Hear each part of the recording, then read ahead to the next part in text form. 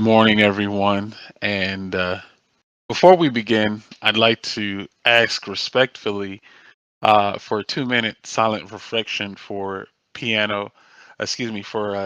Piano Densetsu Taylor III, an ATL based Street Fighter player and content creator who recently lost his battle with cancer and passed away. So, for about 2 minutes, we're just going to do a silent reflection and continue the episode from there.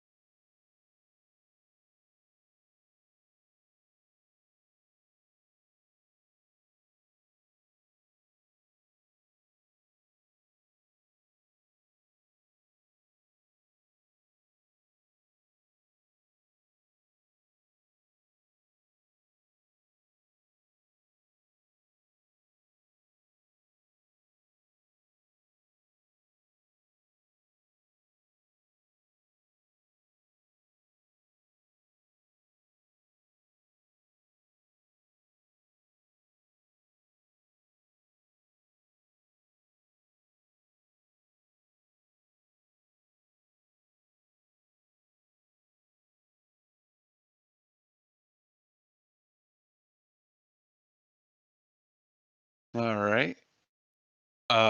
If you would like to donate, his Streamlabs merchandise link is still open, and the Matcherino event for his upcoming memorial event are available. As a matter of fact, I believe Sir Retro may have the link for the merchandise store link with all of his products are still available for him. There, I just recently made a purchase myself for one of the items. And when it arrives, I'll definitely be using it for sure. And even this past weekend, we had a local, and Terrence was wearing one of the absolutely t-shirts from Denson's line. So yeah, that kind of hit home a little bit. Um, and also the Match Arena link for the upcoming memorial event. I believe that we'll touch base on that a bit later when we go through our announcements for the tournament. But for right now, yeah, the Streamlab links for that merchandise store, all of those funds will be going towards, of course, his family and expenses of that nature. His funeral service is set for next Friday, June the 21st, and there will be a memorial tournament for Street Fighter 6 set that Saturday, the Mm. 22nd, with the venue fees being donated to Denson's family. This event will be a special collaboration with Data, FGC, 404 Esports, Junk Food Arcades, Mm.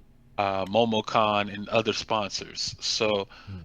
um, I asked Denson back in season one to join us for an episode, and he wanted to do it, but at the time he was moving. So I went with another person who was available at the time. So I think if he did do the episode back in season one, that would have made this even more emotional for me for sure. There and he was really talented pianist. He was a content creator. Um, Sponsored by Hitbox at the time. Hmm. As you guys see that photo there, there was a tournament at 4 Esports, Street Fighter 5 tournament, and we took a picture with the top three of the event. I think that, yeah, Denson won that. Hmm. I got second, and I believe Alex Dot Dot got third. Or the order might be switched. I know it's been a while, Right. but that was like the last really now that I think about it, that was like the last event I saw him at locally to compete Hmm. for Street Fighter 5 was at that particular event where we were playing, and that was the top three pick after the tournament was done. And I was pointing at the hitbox because I was like, yo, hitbox. Because I was like, there was a little thing about the hitbox being called the cheat box and all that other stuff back then. Oh yeah. So yeah, I remember that. And at the time, he did. So when he was doing his piano themes for like Street Fighter characters, Hmm. I had requested for him to do El Fuerte's theme from Street Fighter 4, and he had laughed. And he he was like, "Oh, okay, maybe down the pipeline, we'll see."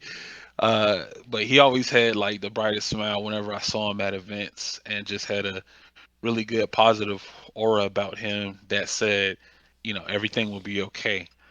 While I never knew the personal details of his condition, I just assumed he took a break away from things, as most people tend to do, from social media.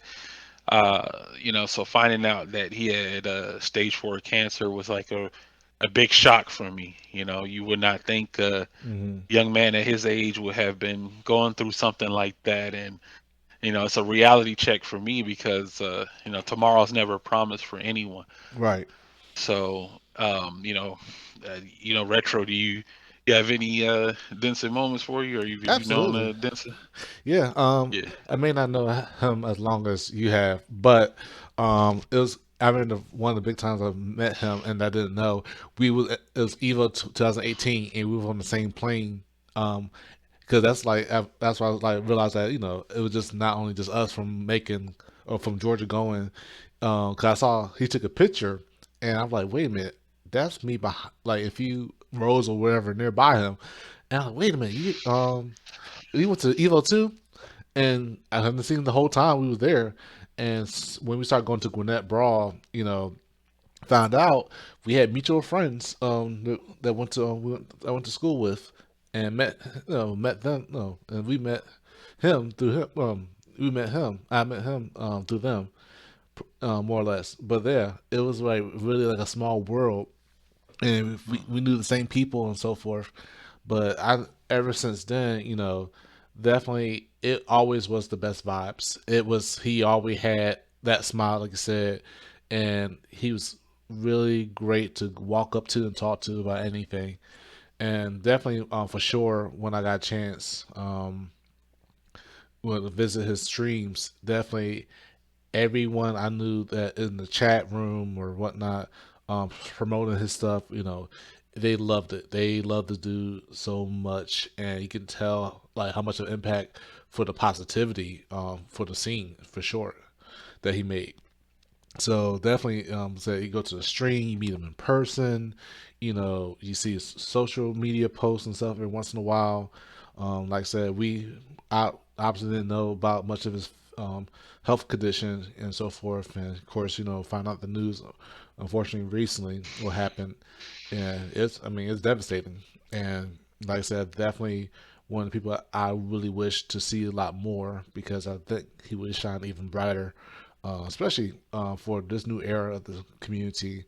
And I think that's like one of the things that we really have to consider about as a part how we conduct ourselves and how we try to live our lives inside and outside the game community, and that you never know who you can influence. You'll know whose lives you can change because you can obviously see like a lot of people probably was in a better mood in a better life moment whenever they visit or see Pion Densetsu, or play them even, so you can really, really, really tell a person's life and how well they lived, um, and celebrate how well they have lived. Um, and very sad how much when they move on. So definitely, Pien Densetsu really was a life changer in the game community, in many many great ways, more than the can count. So yeah. Yeah, he just like you said, influenced a lot of people. Um, touched a lot of people in the gaming culture. He had his own respective community for his streams, as well. So he was definitely a person that was dedicated to his craft, Mm-hmm. for sure. And again, you know, tomorrow is never promised to anyone. So, with that being said, prayers up for Denson's family and friends. And rest in peace, Denson Piano Densetsu Taylor III. I will be at that event next week, there for that memorial. So yeah, that's just honoring my condolences to that. But thank you everyone for allowing us to do that the tribute to Denson there with the intro. Thank you, Sir Retro, for putting that together, Mm-hmm. for that and allowing us to do that moment of silence as well for Denson. And there's just that um, little tribute to him on that. But good morning, everyone, and welcome to season 3 of the I Got Next Street Fighter Community Podcast Discussion Group. Yo, season 3, let's go. What is going on, y'all? It's your host with the win commander himself, Shadow Ace on the ones and twos, and I'll be the moderator for the podcast, joined by my co-host on production, always making sure the vibes are smooth, the mayor of making himself, Sir Retro, and of course, as tradition, always want to first thank Sir Retro for agreeing to host this discussion. Mm-hmm. The reason we doing this here is because of you guys. We put out a poll, and said that, hey, do y'all want to see a season 3 of this series? Mm-hmm. And yeah, everybody said yeah. There was not one no. So that touched my heart, yeah. Because I was like, well, maybe people didn't really like the podcast like that. So I guess the dream is over. But they said, nah, keep it going, man. So that's all I really needed to see. So with that being said, here we are with season 3 of this podcast, and it's gonna be a good one, man. It's gonna be a good one. For today, we've assembled us here to get our reviews and opinions on the latest entry in the Street Fighter V series with Street Fighter 6. 1 month after the game has launched, I gotta see how the world is feeling about it. I gotta know, like, Mm. what's really going on. Is this game changing the world, or are we seeing shades of the past with the treatment of Street Fighter Five?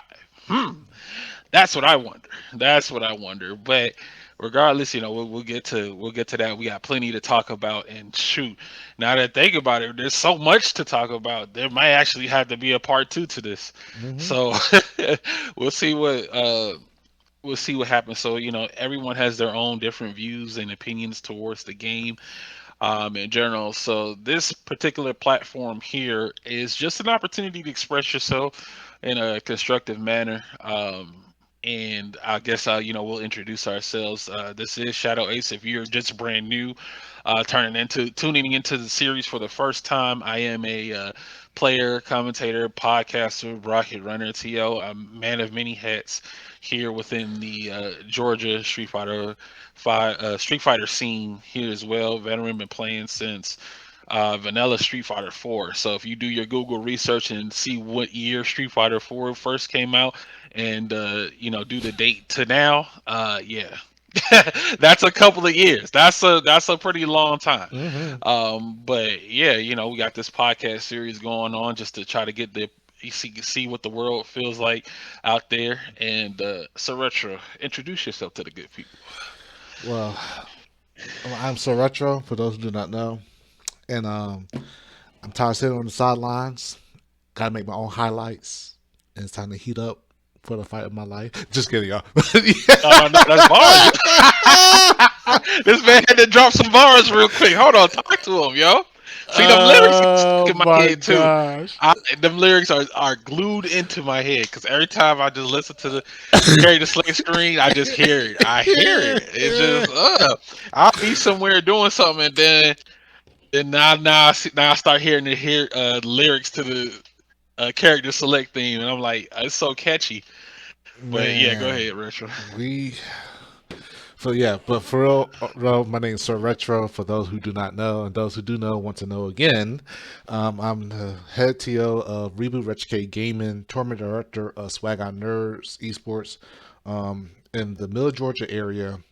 Been part of this for losing count of how many years, but many years. Running tournaments, brackets, helping training, teaching newcomers, which we have a tons. Because definitely, if we talk about that, I'll get to the topic about that definitely. But yeah, fighting game enthusiasts all around. Mainly play Street Fighter, of course. As you see, I went back to my boy DJ since Street Fighter 2 and Ultra Street Fighter 4, or Super Street Fighter 4 rather. But yeah, um, all around guy. Many hats as well. Definitely streamer, excuse me, and overall coach, dad to so many. They call me the mayor of Macon, and that's my moniker now on Discord. But yeah, definitely. I'm also the second half of the podcast series, do the editing, video stuff, whatnot, put the things, bits and pieces together. So that is me. And thank you guys once again for supporting this series for three seasons. We have now made it to number three. It's now going to be is getting legs and starting to walk now. So this series. Oh, for sure, man. Again, this started out as a pipe dream, and I'm like, here we are, 20 something plus episodes later into a season three, and I'm like, wow. And I can't thank everybody enough for just making this happen. All of our guests that we had on, we had so many different people on here, Mm-hmm. and we just there's just so many hours to go back and just listen through the whole entire journey and experience. And Mm-hmm. we got our day ones, FGC Chris, he's in there. I Hey, see you. yeah. Our day, he's our day one. He's been with us since episode one. Yep. Come on now, He said, that's a legacy right there. "Hey, shout outs to the Yeah, homie." yeah, man. He's been with us since the day one, and he's here for the premiere of for the season three episode one. So big shout outs to FGC Chris, man. He try to And call all you of our out. people. Yeah, I see what he said in there. He talked about stuff. He gonna pick. He's like, why you pick up this bum character? Look, Lily. Okay, I'm in a different place with Lily right now. Okay, I'll get to it. I'll get to it a bit later on to address this character, but I don't know, man. I don't know how to feel about the character just yet. It might be too soon to call it because it's been a month, in a few days. So Mm-hmm. Rashid's about to come out. So things about to, Mm. the winds are about to change. The winds of madness are about to change for sure. So we'll see what happens. We'll see what happens, man. I'm very excited to try out that character, and then of course, then my boy Ed is a bit coming down the pipeline later on as well. So Mm-hmm. I got some picks, man. I got some picks. But right now, Lily, I don't know, man. It's like I feel like Mm-hmm. she's how do I put it? People would say she's cheap, but I don't think she's cheap, man. She's an honest character until she gets meter. Like if she has meter, then Mm. she might be a threat. But Yeah. once she's out, once she doesn't have meter, it's kind of hard to like really get people off of you that are like really offensively crazy and just applying pressure. But yeah, we'll dive into that a bit later on. But So if you guys missed out on the previous episodes, please check that out on Reboot Retrocade Gaming's YouTube channel for that season 1 and season 2 playlist that has all the full episodes there. I also have it pinned on my Twitter page link as well if you want to get to that. Originally, we had a guest scheduled for the season 1 premiere, Hmm. but unfortunately, they could not make it.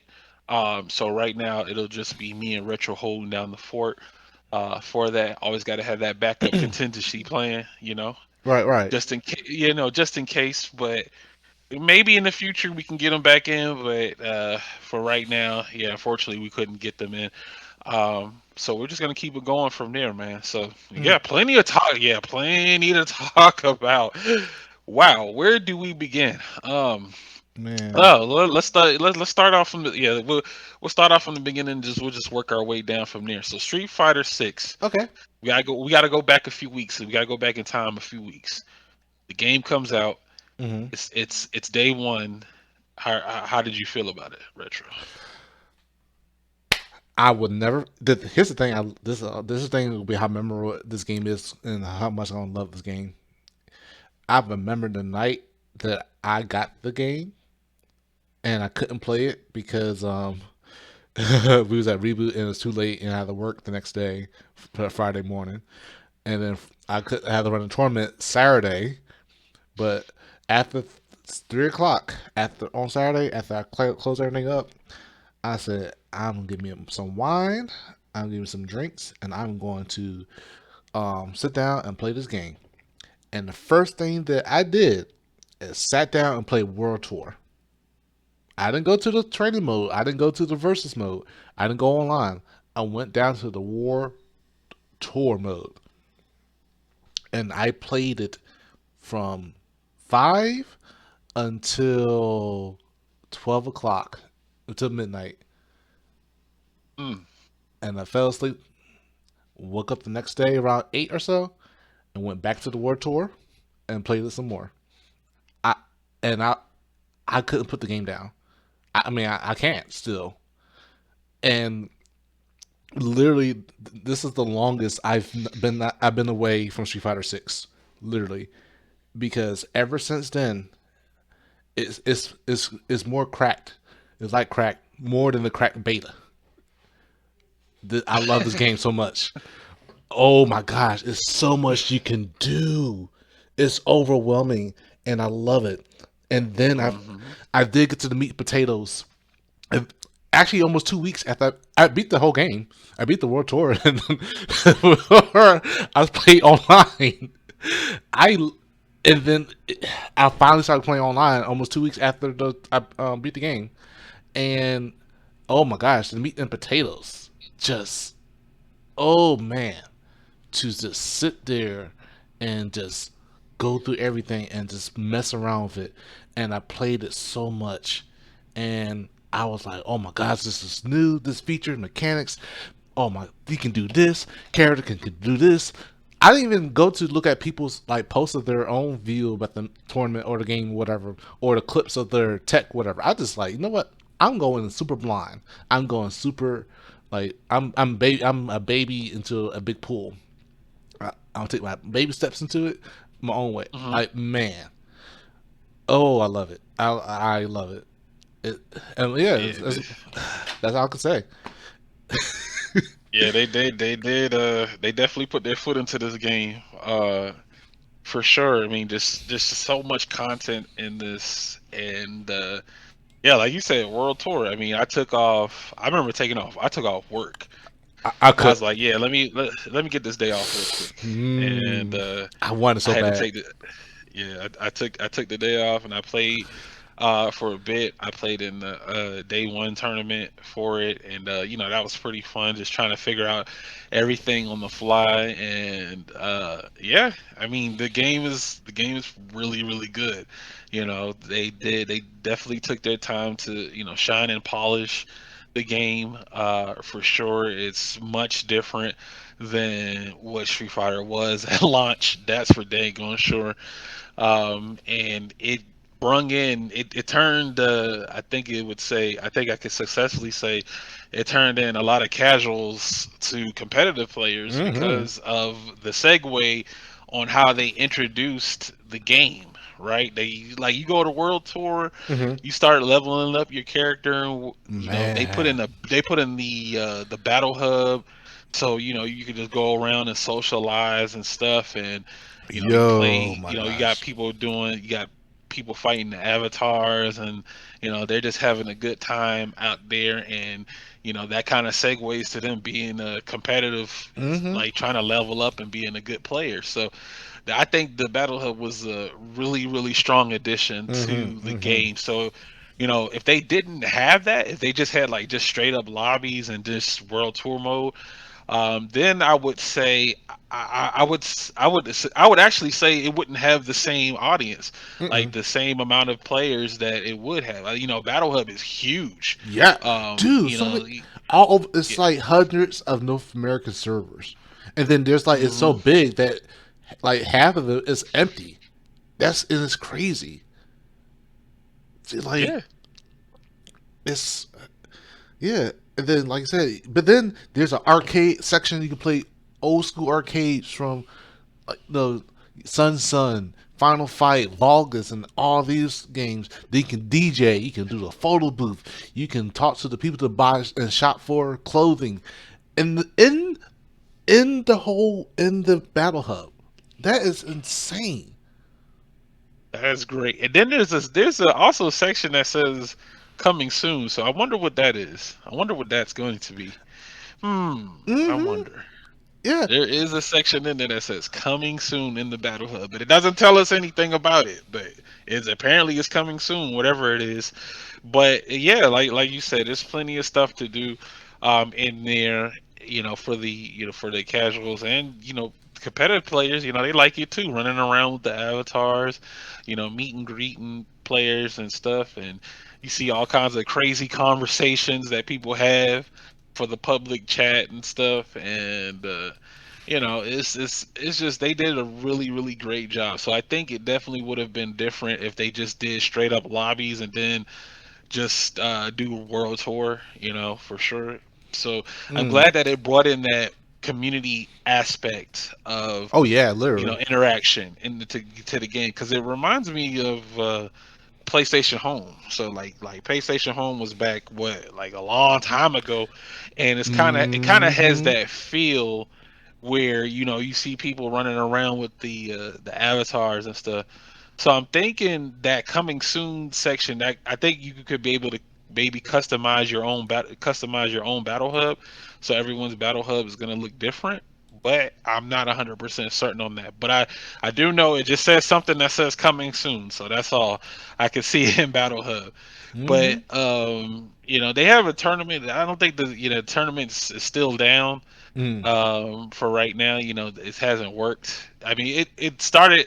I mean, it worked at the beginning, but Right. Right. I don't think the actual I don't think it was actually functional. So I mean, I guess they're still working on that too as well. So with the launch of any game, there's going to be patches and adjustments and stuff like that, maintenance, in for a game of this size. I mean, the game has sold over million something. I don't have the exact number, but I know it's like over a million copies of the game has already been Two. sold. So 2 million. over 2 million. Yep. That's the number one thing I'm Okay. about to point out too. That is the biggest factor. That was like tells you, hey, when you happen to make a game that has the content and features that appeal to a lot of people more than just the dedicated hardcore, competitive amount, and you make a game but it's well done where anyone can get into it and don't have to worry about feeling left out about it. It's not left the kid. And that's because that's the side that Capcom wants to focus on ultimately is make money off Hmm. this. And yet, because because if you remember, it took 3 years to make about 3 million for Street Fighter Five. When they try to project that in a month from the release all those years ago, Hmm. they wanted 3 million within a month. They got it in 3 years. This game sold 2 million within a month, or even a little That bit is less. that's insane. Yeah. And and as far as they did a lot on the promotion too as well. Like a Mm-hmm. lot of promotional content and before the launch of it too. To try to get people interested to play the game and stuff. You saw it being advertised on TV shows and billboards, Mm-hmm. and they put a lot of energy into making sure that this game is going to launch successfully, and it did. Like you had some people that had some, may have had some doubts here and there, like, yeah, well, Street Fighter Five was just horrible, horrendous, and stuff like that on launch, and Street Fighter Six could be the same way, and nah, it was not. It was not. It was actually the complete opposite. I mean, this game had a great launch, for sure, and it's still early. It's still super early in Mm-hmm. the game's lifespan. It's not even 2 months old. Not even 2 months of release time, and you still got people buying the game as well. Yeah, Mm-hmm. you still got people buying up. There's still people that haven't had a chance to like sit down and play the game as of yet, but later on down the line, you're going to see them pick up the game and play it and try it out. So this is just a testament to show that Capcom did put his foot in and make sure that this game was going to be great. And it has. How many events? Like, I guarantee right now, if you could go outside of just this channel, if you go on to the Street Fighter Six subcategory, you can see that there are numerous tournaments being ran, right? They're being ran for this game right now, and the energy is at an all-time high. I mean, what is it? What's on right now? The Brussels, the Defender North. Mm-hmm. Is a event that Tampa Never Sleeps is doing right now, MetroCon. So there's like a lot of different tournaments that are going on for this game daily. Weekday tournaments, weekend tournaments. There's just a lot of people putting their hat in and celebrating the game, right? Yeah. So the game is not without its issues though, but we'll Well, dive into that a bit right. a Right. bit yeah, we'll dive into that a bit later, but we're just talking about how great Capcom did a good job on this particular game here. So that gives it hope that for sure that they're listening to a lot of fan feedback, and they're taking in a lot of consideration about what future adjustments may need to be made. And of course, we'll get that down the line with balance patches and stuff. So you see people saying, "Hey, let the game rock. Yeah, let it. Just it's too early to be asking for balance patches and stuff like that. Mm-hmm. And let's just wait for a while and let's see what happens." And honestly, I would like to see maybe some slight tweaks and adjustments. Which whatever characters come out, because what we get Rashid next week, right? Um, so whatever character that comes out, obviously, if something's too overpowered or broken, they'll address it immediately. But for the most part, a lot of the things in the game are manageable. Mm-hmm. It's just very frustrating to deal with, but it is something that can be countered, right? It's not completely 100% busted. Right. Right. So yeah, and if it was, yeah, then it'd be patched immediately. But let's talk about the first offline experience for your Street Fighter Six tournaments. Did you? What was your? Because I know you guys did a reboot thing Mm-hmm. there. So what was that about? So yeah, for our first Street Fighter Six tournament, is it? Yeah, yeah. How was that very first experience? Did you? I Mm. know you saw. I know y'all saw like brand new faces.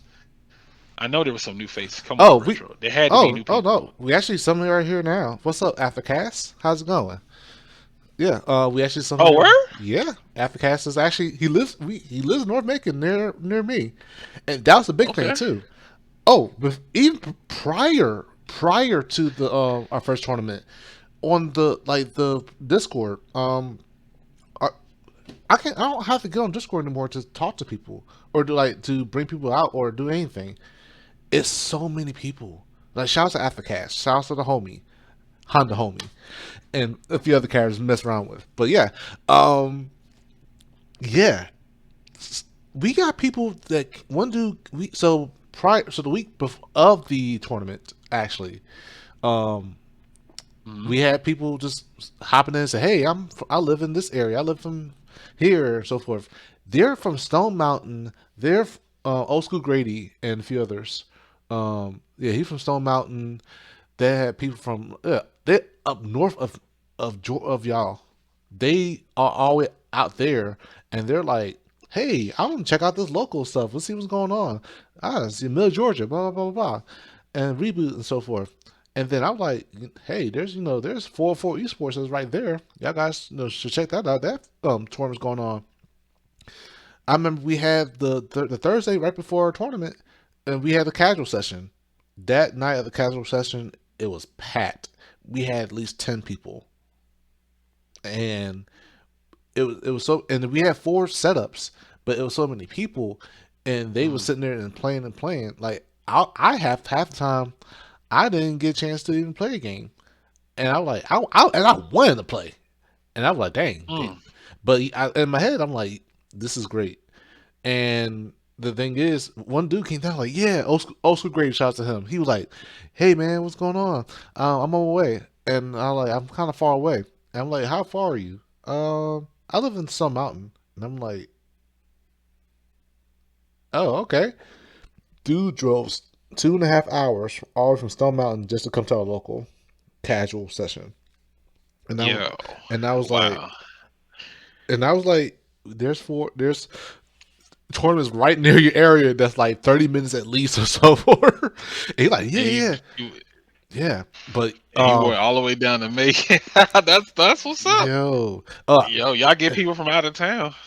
yeah, but we actually got a lot more here. Because I said leading up to the tournament though. But shouts to Hmm. Paintbot to get on my ass about April.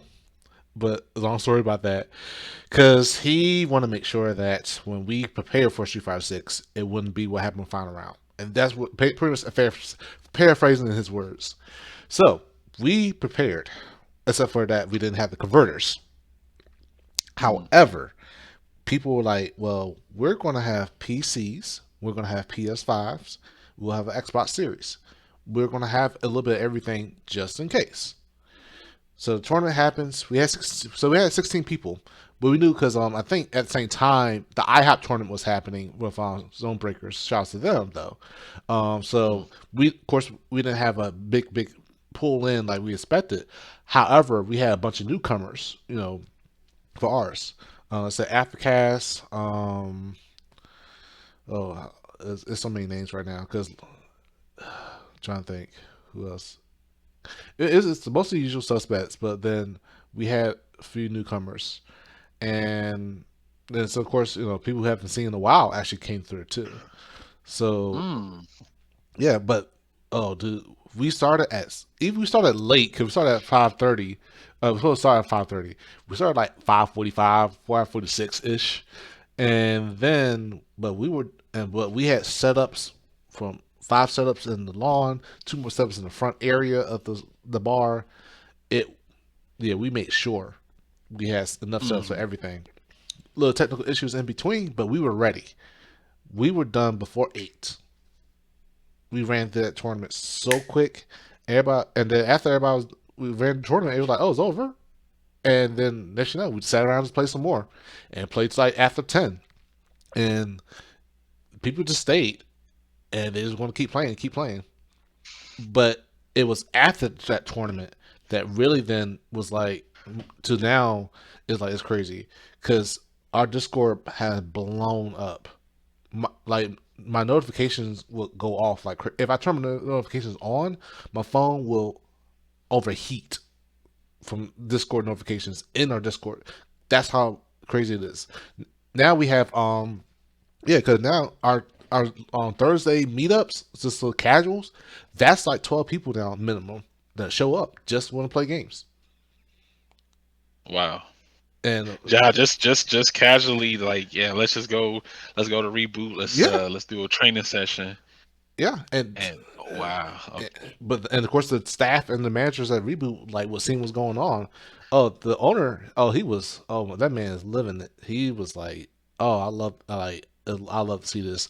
I heard about this. I see this. Yeah, like constantly we getting calls, we getting this happening, and it's like it's nonstop So it's the business of the bar is blown up as a result. In addition, because then not only that, people come in just want to get some drinks and play Street Fighter Six, and sit around and hang out, and we'll have food and stuff. And yeah, because now people ask me like, "Hey, we gonna do a watch party? When we gonna go hang out?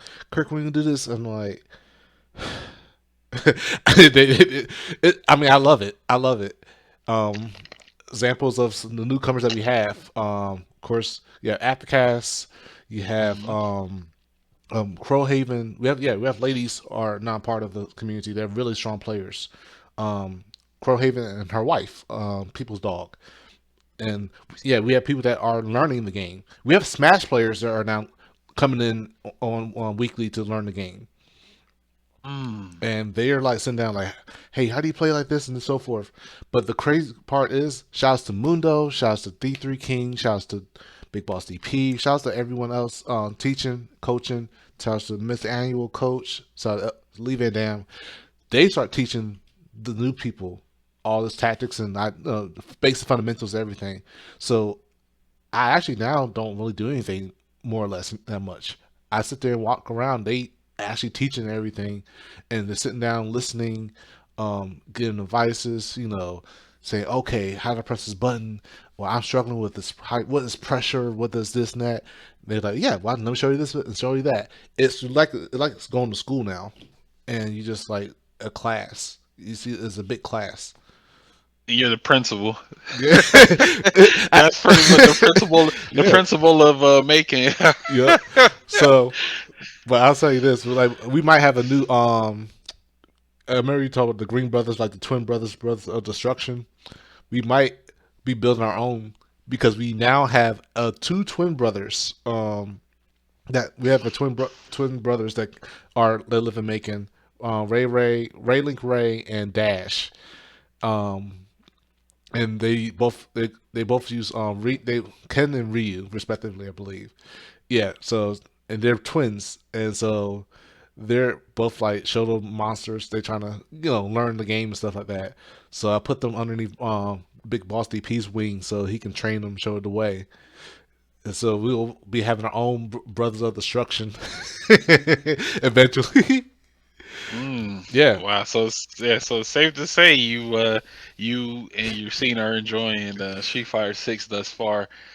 For sure, Man. man. It's building legacies, man. It's building legacies. You get all these new players that are coming in, looking to dip their hat into it, and it's just not even off of the competitive strength, and it's a Yeah. casual strength too as well. Just just a vibe with friends and just allowing them to be a part of the competitive background scene, like just supporting and spectating too as well.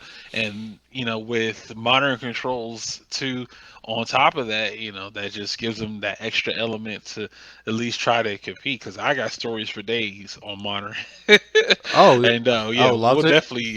I we'll love to hear definitely about dive into that. Oh yeah, it. so that first offline Street Fighter 6 tournament experience is going to be something that you can remember for years to come, Oh yeah, for absolutely. sure. Yeah, so we had Oh yeah, yeah, for yeah. Tell me you're in, I'm man. sorry, go ahead. Yeah, for my end, I did. I think my first one was going to Zone Breakers. I didn't go to the premiere one for 404 Esports, but Mm-hmm. I know they had over 60 something people in there. Yeah. Yeah, so that was a busy one for Whoo boy. them, and in their weeklies, they're getting really good numbers for their weeklies. So, Mm-hmm. every time I see their bracket, they're over the 40 entrant range. So that's really strong for the game, and I hope that'll be a consistent thing going Absolutely. forward for them. So yeah, my exposure was going to Zone Breakers. Mm-hmm. Their first one, I got third there as well. Yeah. And Yeah. I got third there as well. Then the one they had this past weekend, I ended up getting top eight. But I think I got like seventh or eighth on there. So the competition got a little bit difficult Mm-hmm. because more of the stronger players were coming out. So I had to, really try to be on my A game, man. But it's a learning experience, man. And then there was the the junk food when the junk food did their Oh, um we definitely will talk more about that. Definitely. yeah, so yeah, for junk food they did the $500 pop bonus thing. So this was the one where you had people coming out of town all the Yeah. way over there just to Yeah. because I think it was the debut of their new location for the warehouse, and Mm-mm. they did the tournament. Yep. Is that Yeah. what it was? Yeah. They recently moved there to that location, I believe. Hmm. And Yeah. yeah, because I said, you can tell like stuff is still like still not 100% like set up and whatnot. But yeah, Hmm. but it brought you some. It kind of reminds you back in the day some final round vibes. Final round. It's interesting that you mentioned that. that This Because that was the first thing everyone was telling me, and we were talking about like they're like, man, this is like final round in the warehouse back in the day. It was hot and stuff, uh bruh. said it Yeah. was hot. The heat was getting up there, yo. It was a little toasty. I ain't gonna lie, yo. But hey, that kind of did bring that uh that vibe back of just so many people and all those setups and stuff, and Mm-hmm. they had pizza and drinks for people too as well. So I mean that was a really fun event, man, and really tough competition Oh yeah. too as well. Yeah, really tough competition entered that tournament, man. So a lot of people are on it, man. They're on their P's and Q's in this game. It ain't a walk in the park, man, to hang out with the big dogs in It's here. not. So they gonna make sure you either you come correct or you gonna get packed up Yep. in this game. So But shout out you to know, shout out to our guys Shadow and Blender been making ninth place in that stat 64. there you go, Shadow. Yo, Shadow. Yeah, we ran. Yo, me and Shadow, we ran the mirror, man. I Oh said, yo, Shadow. yeah. I said, Shadow, you ain't have to pack me up like that, bro. We supposed to be Lily family, yo. You know what I'm saying? We can't be out here fighting each other like that, man. But hey, it was the nature of the business. So Hmm. GG's to Shadow. He did his thing. He moved on into the bracket. Shout outs to Blender Ben. You know what I'm saying, with his DJ. Make it. Oh, I got packed up by Macon. Yo, I just Hmm. realized that I Yep. got packed. Macon came to play, man. Oh yeah, we're ready. They They. came to play. Yep. Y'all came out there. Y'all did y'all thing, man. Yes. It Oh. Yeah. was uh, it was Mm. it was so much fun, man. I had so much fun. Same. Same. I Same. had so much fun. I. Yeah, it was. That's crazy. I had to run of the whole tournament. Me and Greg. Yeah. Yeah, But you and Greg, yo, y'all did y'all thing. I think, yo, what am I? I'm giving praise to the players. I need to give no, praise to the no, tos. that's fine. The tos. No, man, I'll give praise to y'all too. 'Cause, I mean, it was good to see you, Neon. You know, Joel. I would say Musa, but yeah, a few like yeah. Oh, dude, Musa, we would love to have you to come down to our events for sure. But yeah, but also shout outs to North Carolina FGC, Bredometry, and Iron Fist Yeah, Monthly. because he did he was doing the stream, right? He was on Yeah. production. Mm-hmm. Yeah. Yeah, So so he came down all the way from North Carolina, yeah, so he made that journey. yeah. It was another player. Yeah. One of the players lived in North Carolina. That went up there. That came down there too. I think he did. He get top 8. I Well, you want. talking about the modern JP? Okay, that is him. He's in our Discord now. Rush. Modern JP. Rush. Mm-hmm. Rush, yo, It I did heard, yo, I see Rush, yo. I saw him at the 4-4. I watching the 4-4. Yeah, Yeah. he was coming out there doing stuff, but using modern JP though. Oh, that Hey, was. yo, Well, do you see Pork Chop getting heated about that? I love it. I love it. No, I love it. no. Shout out to Pork Chop. That thing. That was so funny because the whole time he was like, "Man, I'm giving him an easy bracket and stuff like that. I should be playing good stuff." Yo, that was he was had me dying laughing because like the whole time, yeah, it was him. Because I remember, oh yeah, that match playing against. We'll talk more about it, Chris, about the classic versus modern. That's a war going on. Well, yeah, And I love, yo, yeah, we're gonna dive into that for sure. Yeah, because the thing was the yeah, like also too as CEO. Of course, our guys went down to CEO and so forth, and but and then of course now you saw the Blanca one, Men RD, and everybody was like, Mhm. we got to fight against Blanca, we got to learn Blanca. Yeah, it's now. I mean, these characters. All it Hmm. takes is for what. All it takes is for that character to win one tournament Hmm. to change the whole entire timeline, or have a character that you don't see like that Hmm. compete and get in top eight. Now I got people second questioning and thinking about their tier list and stuff like that. Well, maybe this character's not so bad after all.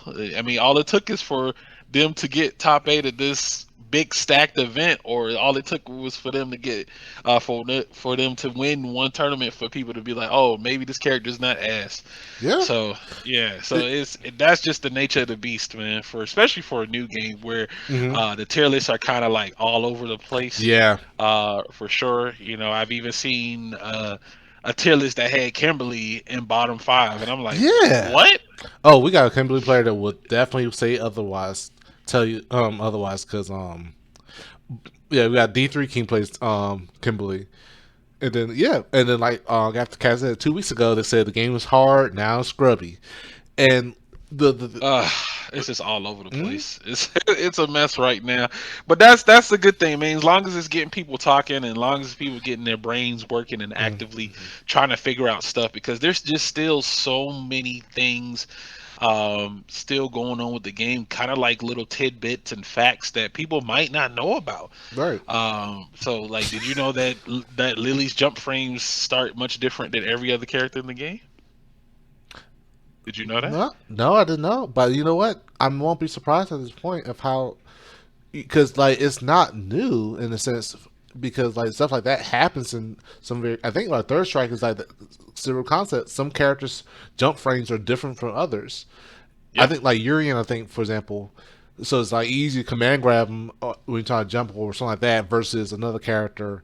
But yeah, that like I can see like I think they did bring some aspect of like more Third Strike or Street Fighter Three concepts as far as character frame data information, and maybe a few other games too, because like you can see like with Lily, and then like some characters can duck this or can avoid this, or like Mm-hmm. the command grab doesn't work this way unless it's here or it's it, Yeah.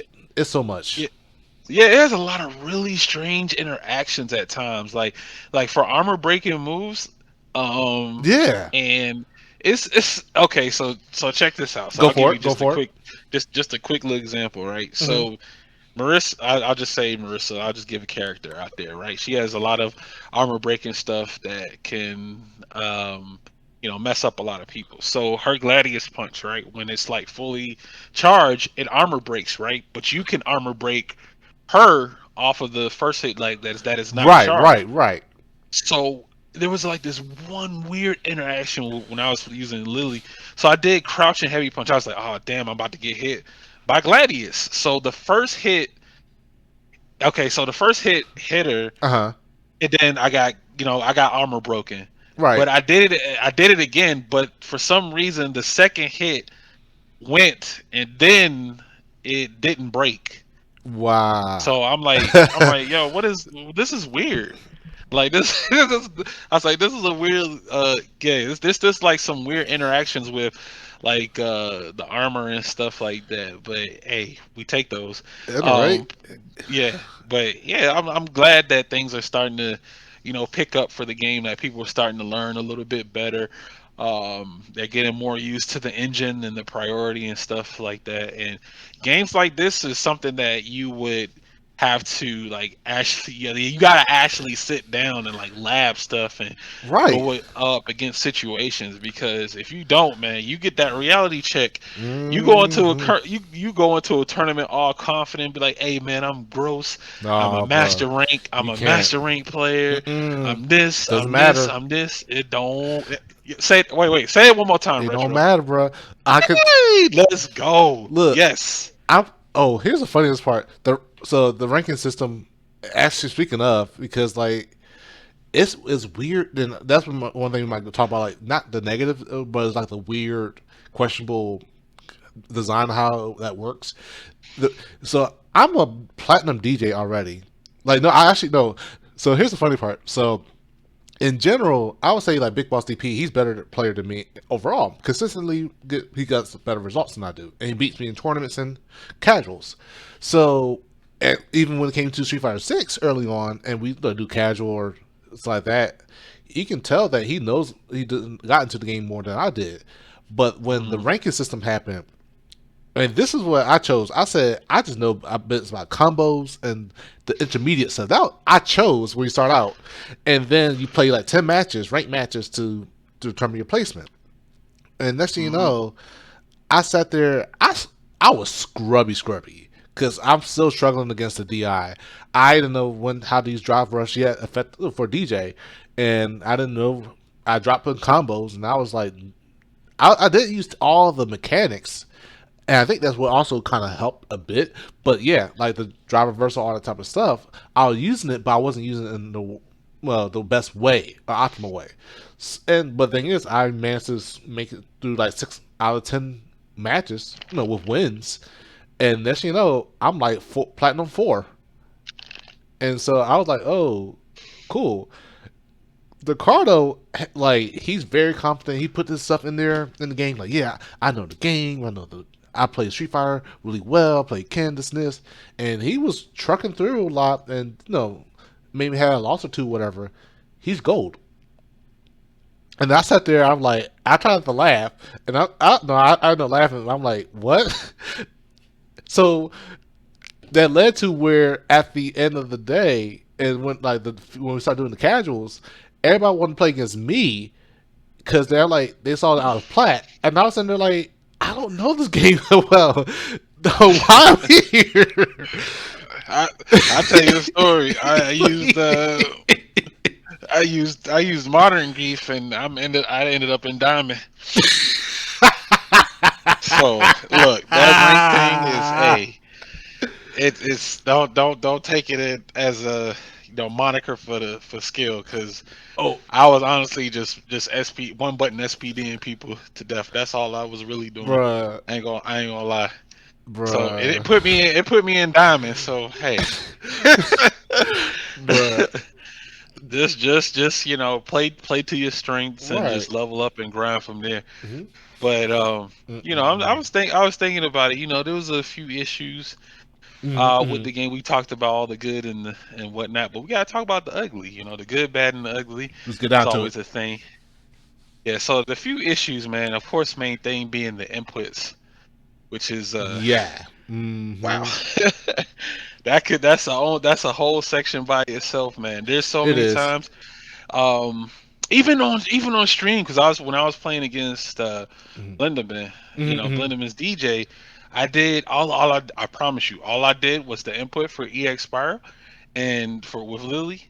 So she did EXpire and then immediately did level 2 super, and I was like, I didn't do the input for super. How did that even happen? And Wow. I just like, as soon as it happened, I just hung my head. I was like, oh my god, So this did is it hit? ridiculous. No, no, it didn't hit. It was on block. He Ah, blocked it. Yeah, dang. he blocked. Yeah, he blocked the spire, and I just did. Then level 2 just came out, and I'm like, bro, how? I only did one motion, and I just and I hate the fact that when you try to go for SPD, or because her inputs are all kind of like mapped to half circle, and then Yeah. Shit. there's SPD, so you definitely get some kind of like input issues when you want to go for a move, but Right. it Right. doesn't come out in the heat of a match, and it could cost you. So Right. it definitely be like that. So yeah, the input thing definitely needs to be fixed. And I think that's something that'll be adjusted a bit over time. Right. Right. I do think that the drive impact needs adjustments. Mm-hmm. Um, Drive reversal, I think the whole entire drive system just needs some adjustments. Mm-hmm. For sure. We let it's still year one, so Mm-hmm. that comes with the territory, and if the game wasn't going to come out perfect, Right. it, Right. it has, I mean, as an overall package for content, Mm-hmm. it's great. Oh yeah. A1, chef's kiss. Yeah. Mm-hmm. As a content, but when you get to a higher competitive scale on playing the game, Right. then you can kind of notice and see the issues Mm, that it has. So it's not without fault, correct. for Correct. sure. So yeah, the whole drive rush, because it feels like they just want you to just base your offense just around using that mechanic, and if you don't, then yeah, you get blown up for it. And it made me think, like, how long did it take for Street Fighter Five to actually get to a good level, Mm. right? And the answer was the last 2 years. Right. So yeah, last years 6 and 7. So V Shift got added really late into that game, and I was thinking, are they gonna add a mechanic like that in Street Fighter Six? I That's could. what do you think? It depends, because like I said, okay, so I play DJ and stuff, and like his drive rush is crazy. So the thing is, he can full screen like heavy crouch and heavy kick, and then that Hmm. thing itself also anti airs. It has good properties. So because also there's the thing about the character properties affecting as well, because like many characters like gets good enhancement properties on the drive system. So like DJ getting like the when a lot of stuff he can do with the drive rush. Afterwards, like his juggling, his crouching, standing heavy kick, back heavy kick, that is a ridiculous like a good anti air and a good like juggle potential in the drive rush. So I wonder if you have to find out how to balance it where if you want to fix things around it, where it doesn't take away it doesn't affect the characters individually, as well as like so forth. Because thing is, if you can make now make it something like maybe like minus, more minus, or plus or block or whatever like that, that probably wouldn't be too much of an issue. But considering Hmm. how how it can affect the characters in addition to the overall gameplay, yeah, I think over time, like I said, I think maybe after Evo, we probably might see a patch. Cause I think that's what they probably might base on is like the developers is actually probably keeping an eye on what's going on and seeing Hmm. how the matches are and seeing what the characters are dealing with or struggling with.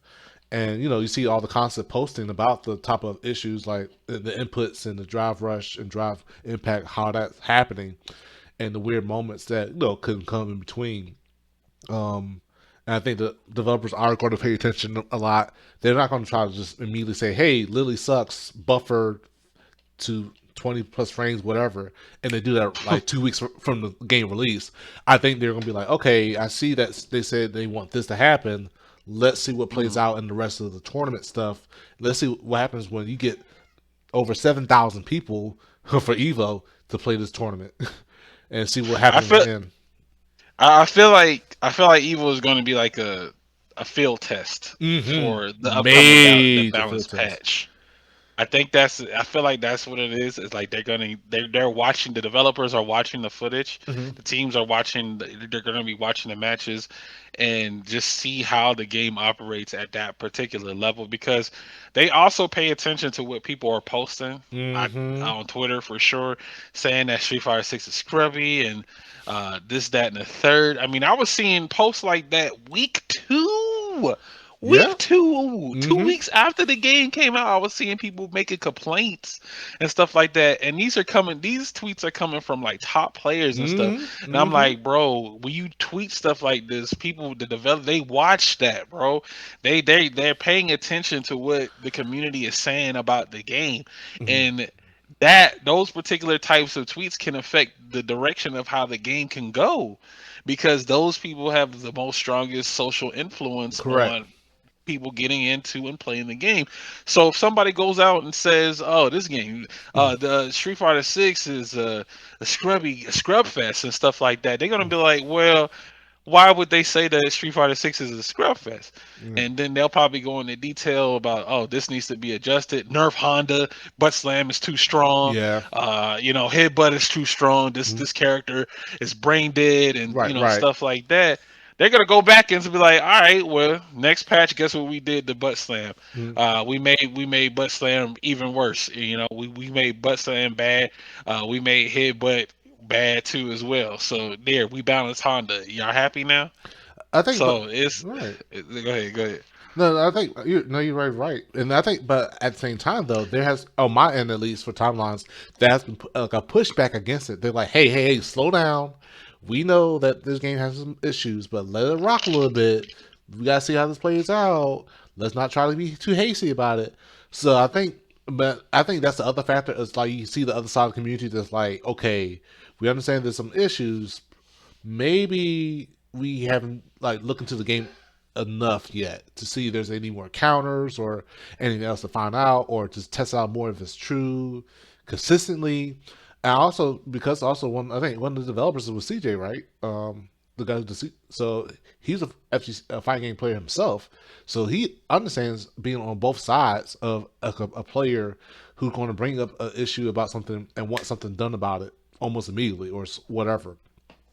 Talking And about is it you was talking CJ? about CJ Yeah, CJ Soul Stopper or CJ True I know. or which way? I Which thought CJ? I say Wolf CJ. Um, Oh, well, CJ no, the Good to Gear player. Um, okay.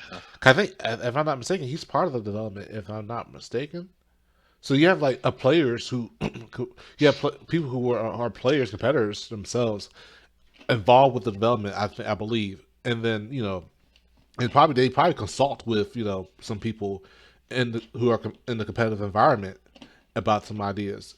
So I think they probably are like trying to be more careful about just jumping towards what maybe Leffen or Big Bird or whoever saying like no, delete this or remove this character or like cancel remove make this minus 12 on block versus +2 type of thing immediately. I think like I want to say the developers are actually want to are taking their time and try to evaluate more.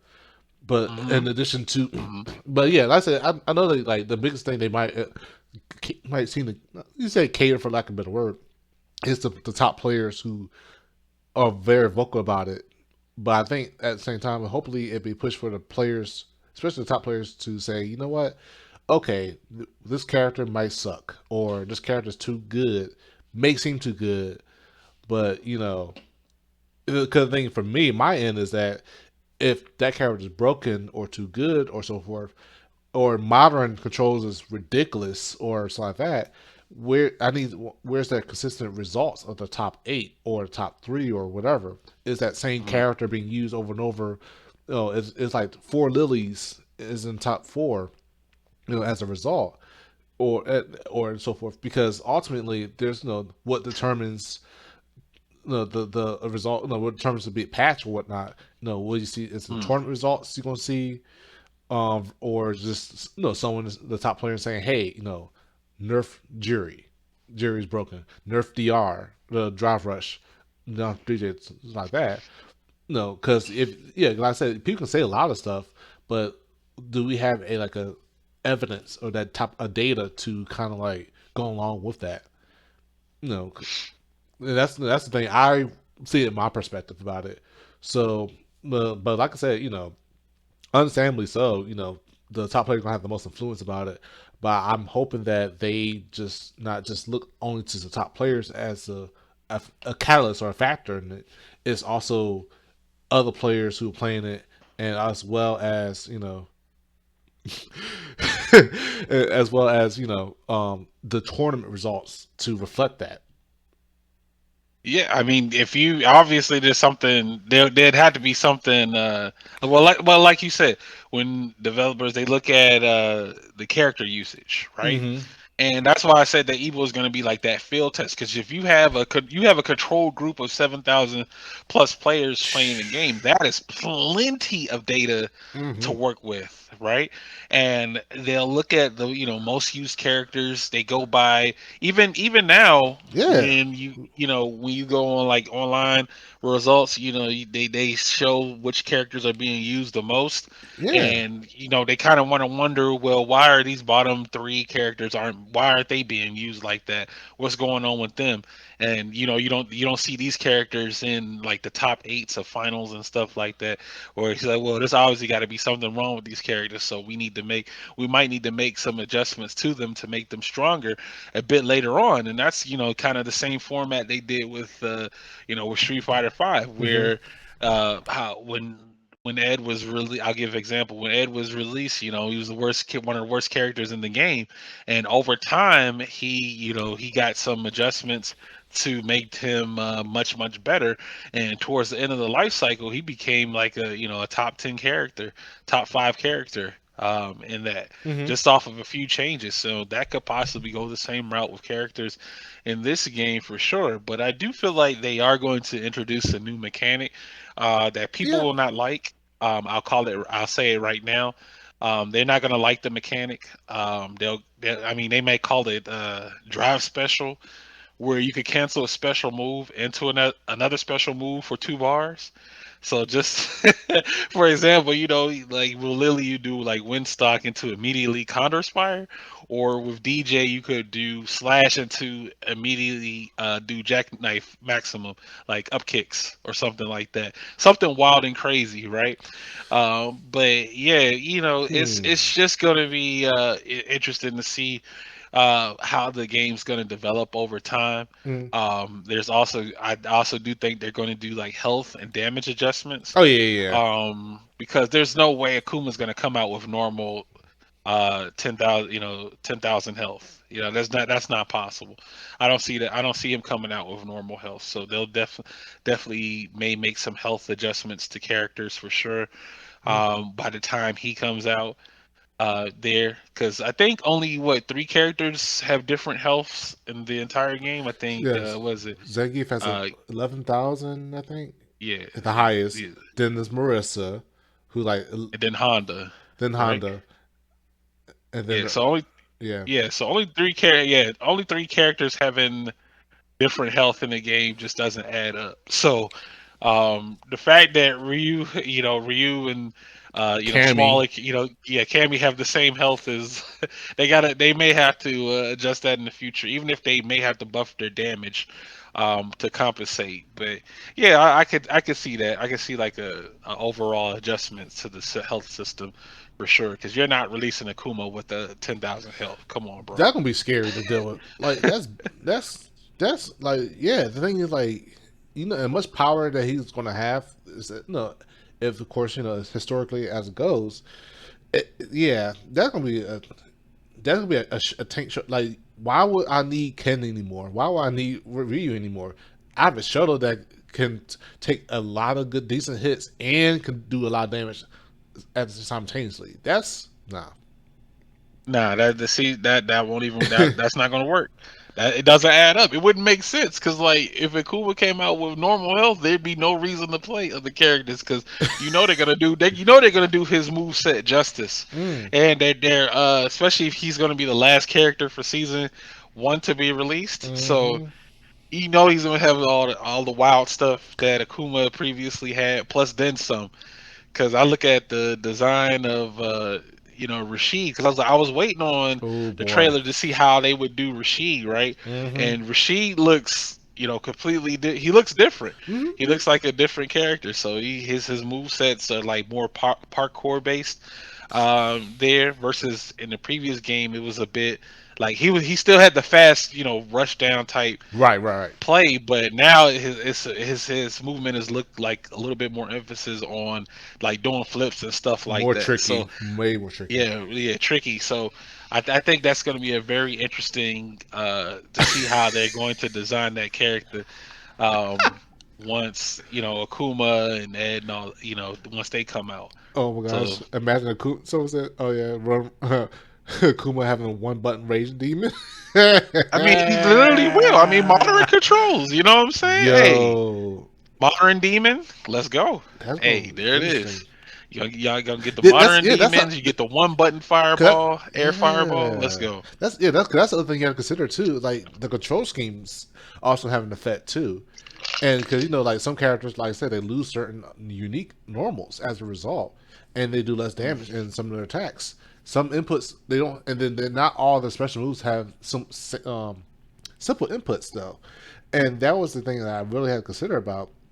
I wonder. So, like I said, as far as the balancing goes, because it's a different ball game more or less. Because even there talks about people matchups are different if you play a modern Luke versus a Zangief. Like play a classic Luke against a modern Zangief. Maybe classic Zangief struggles a bit against Luke, but if you put a modern Zangief, it might be better because you can rap more or can rap faster because of simple inputs. So that's the other thing you have to kind of consider. It's kind of like on variation mode, more or less with Mortal Kombat, but it's control scheme versus a whole new move set. Oh, oh yeah. I mean, modern. Yeah, I mean, we might as well dive into it now. So we were saying modern controls a bit earlier, and we was going to touch a bit on Oh that no, there was a and war how. going on right And now. yeah, I mean, as far as modern controls, people were laughing at them at first, but they ain't laughing no more. Oh no. They ain't laughing no more. Modern controls are out there. As a matter of fact, bro, I ran into um a a diamond modern cami, and I Oh, got washed. ooh, that's I can imagine it's But scary. yo, a modern cami, and it just looked like a normal cami. So I'm thinking, because it as like we say, you do lose certain normals and command normals and Right. target combos and stuff like that. But you make up for it with the reactions and Mm-hmm.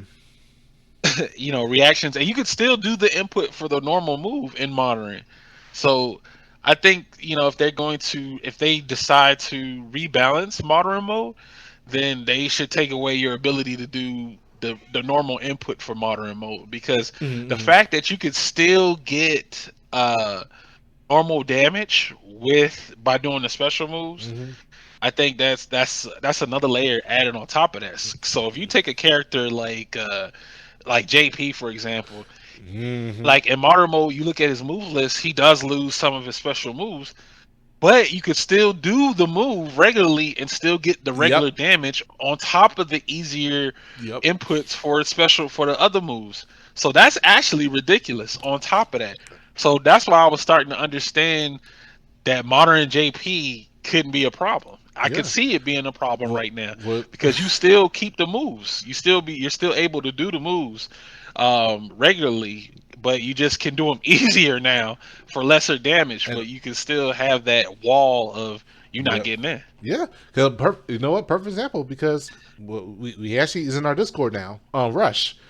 Modern JP and the whole thing with Pork Chop and that match. If you watch that match, if y'all I'll I'll send the link to y'all, but I'll post it here. But yeah, just watch that match, and it's timestamp too, between the top eight, Rush versus Pochop, and you see everything that and Pochop was complaining about it because Pochop would try to do something, and on reaction, level one from Rush, level one on JP right there, stop everything because Mm. no, and yeah, he got almost every single time, and yeah, you saw Pochop was like, I can't do anything, I can't get in, or can't whatever, because he got a 1 frame reaction with that button, one single button. One frame reaction, yeah. I mean, it's good, man. I mean, when you break it down to a scientific, like scientifically, you break it down, it's a more easier ease of access. And Chris, we were talking about we were talking about modern controls before the game came out. We had a good discussion on that too as Uh well. huh. But Uh huh. now after the fact that the games came out, we're starting to see like more stuff being developed for using modern controls. So you start to see now you see your modern Lukes, you see your modern JPs, modern Geef.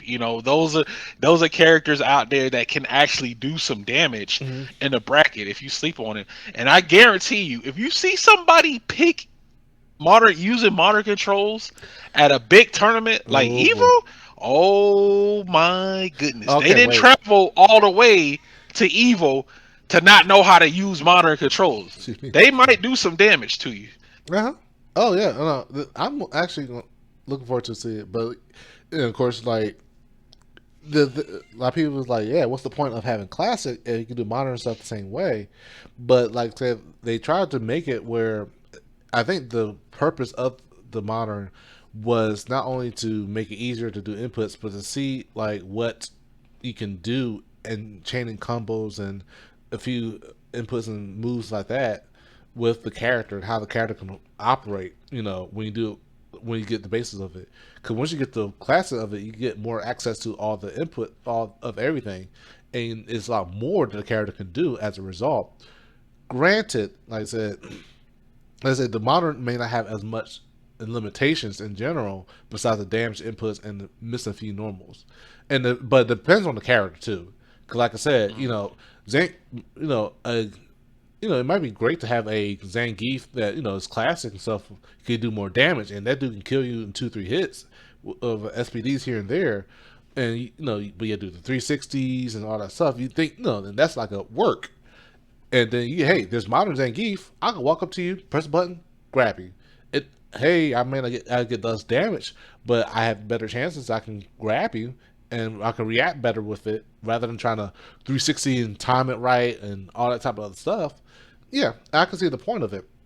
And I think the point was to try to give them and say, hey, this is how the character can function when you have at least the basic stuff or whatever intermediate whatever um, Mm.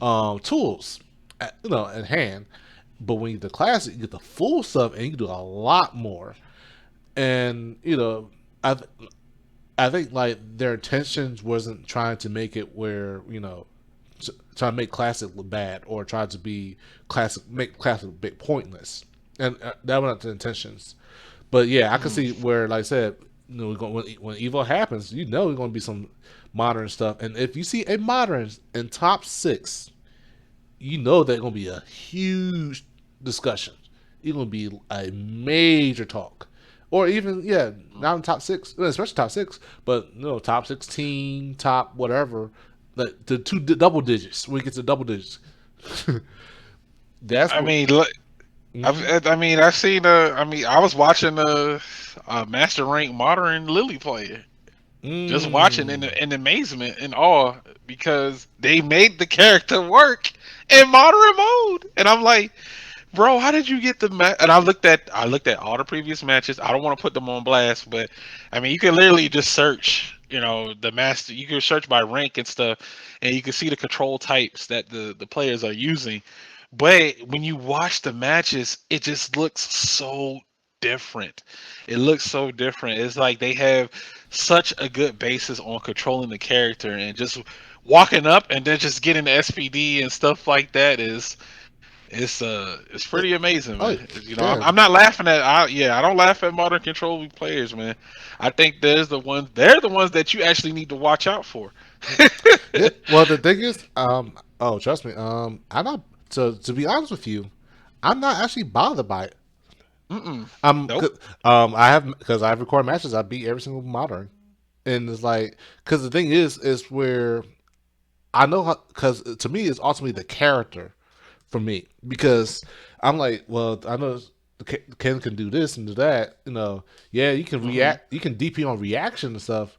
That doesn't matter to me if I can bait you to DP or whatever. Because I can walk up to you and like try to jump in or safe jump, and you gonna try to press the button to react. I'm like, okay, cool. I'll block that. You gonna get punished. That is even and then even going beyond to this. I know we talk more of the modern, but the other part of the situation that people had issue about Wi-Fi. Yeah. So yeah, You know modern why? modern Yeah. Wi-Fi. Modern Wi-Fi. Wi-Fi.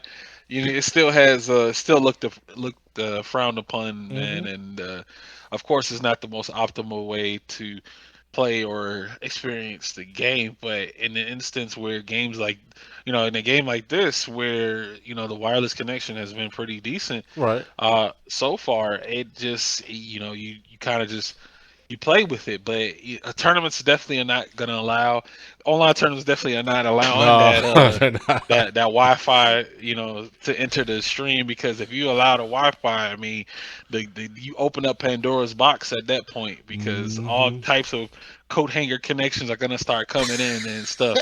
So I understand with them going with the wired only, but in instances, some people don't have the choice but to go with Wi-Fi, Right, and they got to right. use Wi-Fi to play. So, it is what it is. You go on ranked, you see the Wi-Fi icon. They give you the option to decline it. That's all I gotta say. Don't if you accept. the match, you can't complain about it. Mm-hmm. That's my big thing, yo. Yeah. If you see the Wi-Fi icon and you accept the match, you sign in a contract that you are legally allowed to be fresh. Yeah, you can't get frustrated at somebody's connection because you pressed the accept button. You said yes. You didn't have to say yes. You could have went to no and went on to the next connection, but you said yes. So you do not have the right to complain about Wi-Fi. That's Mm, all I'm saying. At least yeah. online. Yeah. Because I Yeah. mean, like me casually, I play Wi-Fi. I'm like casually and so forth in general. I don't mind Wi-Fi at all, and so forth. Like maybe ranked, I'll allow Wi-Fi. But if it's like a tournament, that's when I like, yeah, I'm not gonna try to risk it too much. But I'll give the Wi-Fi people a chance, because like I said, it's been stable. It's been stable because Yeah. a little bit more stable than Street Fighter Five and so forth and other games. Hmm. So yeah, so I'm definitely I don't knock against it. But it's like Yeah. coming, So the thing is, I welcome it. Is that it's not going to matter to me? I learned to adjust to all types of conditions.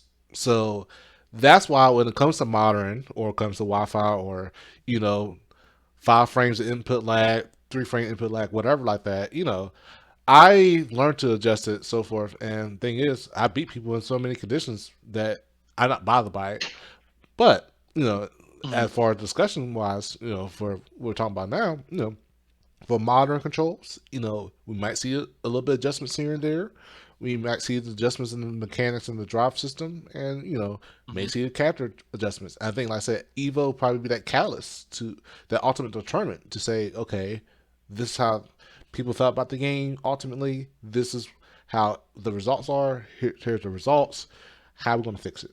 And hopefully, that from this point on, it's going to be it'll be a roller coaster. It'll be some ups and downs, but I hope that developers actually will make good decisions. Yep. They might even patch in dynamic mode just for the fun of it, to allow players to play with dynamic mode. Yo, the dynamic Wi-Fi. Let's go. Let's go, yo. That's maximum chaos right there. But yeah, man. I mean, again, things are still being and developed over the game. It's only just been a month. It hasn't even been a full 2 months as of the games being released. So, like we said, just let it cook, man. Just let it cook for a while. Let it stew up, Hmm. and Yeah. let the mistakes happen. Right. Because Right. again, we said this before. Evo is definitely going to be that big field test for people to gather data. The staff and stuff is going to be there to gather data and just try to figure out what the direction of the game is going to go in from there. But I do seem like this game is definitely drive rush heavy, Mm-hmm. for sure. Just getting just getting your frames, your plus frames, and then establishing your pressure to get in and do stuff. Certain characters can just do it much better than others. Hey. Okay. You know what I'm saying? So we're gonna look at a quick little tier list real quick, like a 1 month tier list.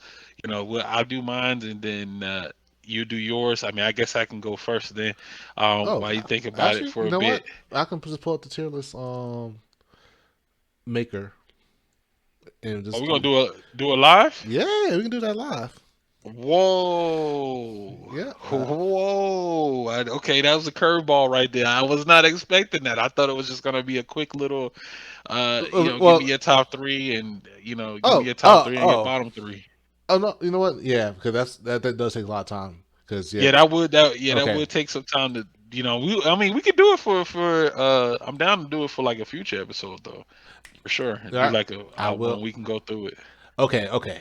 I got you. Yeah. 'Cause I was listening like, I was thinking like, what are we gonna do? Okay, I got you. But yeah, you know what? Y- Let's go for like, what's your You said Yeah. top three? Top three and the bottom three. Okay. What you think right now? For mine's, All right. I'll go with my top three, and this is not to take anything away from the other characters for sure. Mm-hmm. But this is just how I feel. Of course, there's like a top five or whatever, but mine's I'm gonna say Jury. Mm-hmm. I'm gonna say Luke, Okay. and It was a toss up for me between. It was a toss up for me between JP and JP, Manon, and DJ, but I'm gonna go with JP. Okay, JP. Yeah, so my top three is gonna be looking like Jury, Luke, and JP. My bottom three, I'm gonna say Geef, I'm gonna say Sim, and I'm gonna say Lily. Not to say that those characters are bad. When Right, you create right. a tier list, there has to be characters that are located there. That doesn't mean that they're necessarily bad. So I want people to thinking, oh man, he thinks these characters are just trash and stuff. No, no, no. It's just based off of what the game is. There has to be bottom characters on the tier list. That's just the number one thing. But go ahead, Retro. What you got? You know, yeah. 'Cause that's I'm thinking about that too. Let's see. Um, all right. So, and this is from my parts of my experience as well. Like maybe peeping at other people's perspectives, but I say definitely top three. Luke as well. Jerry as well. Um, I say also Ken. Okay. I throw Ken up there. I played a lot of Ken, and then I seen Ken used in various skill sets between a novice Ken to even the best Kens. Because I also try to look at it as the factors like how Ken is good, how good the character is even at the basic level, and then playing at the highest Mm-hmm. level consistently. You know, if the tools still will benefit overall and beat outbeat other characters as well, and then what tools the characters has. Yeah, Ken. Mm-hmm. Like for me, I say Ken over the others because on the side, I can see DJ being really strong, but I start seeing more of his weaknesses a bit, um, and that kind of like he's very strong character, but not super. He's not ridiculous. JP as well. To be honest, I JP strong, but he's not as strong as I think he is. As a lot of people think he is. He is very strong in zoning, and he can definitely trap you a bit.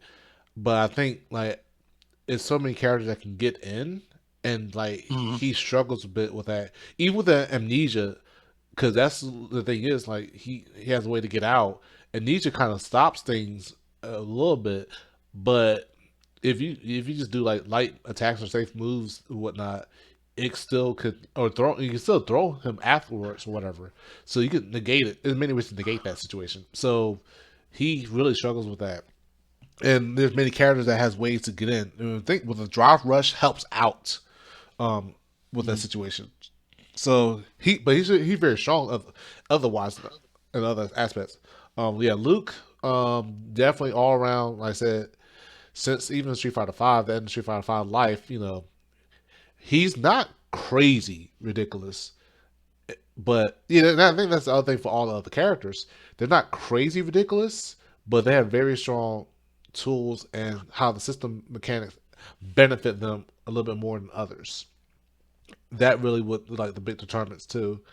And Mm-hmm. you can see that with Jury and consistently. Well, I played with Jury a little bit too, and even doing like the basic stuff and her pressing her buttons and stuff. I was like, whoa, yeah, she is gets really good reach. She can trap this. She gets that little fireball situation.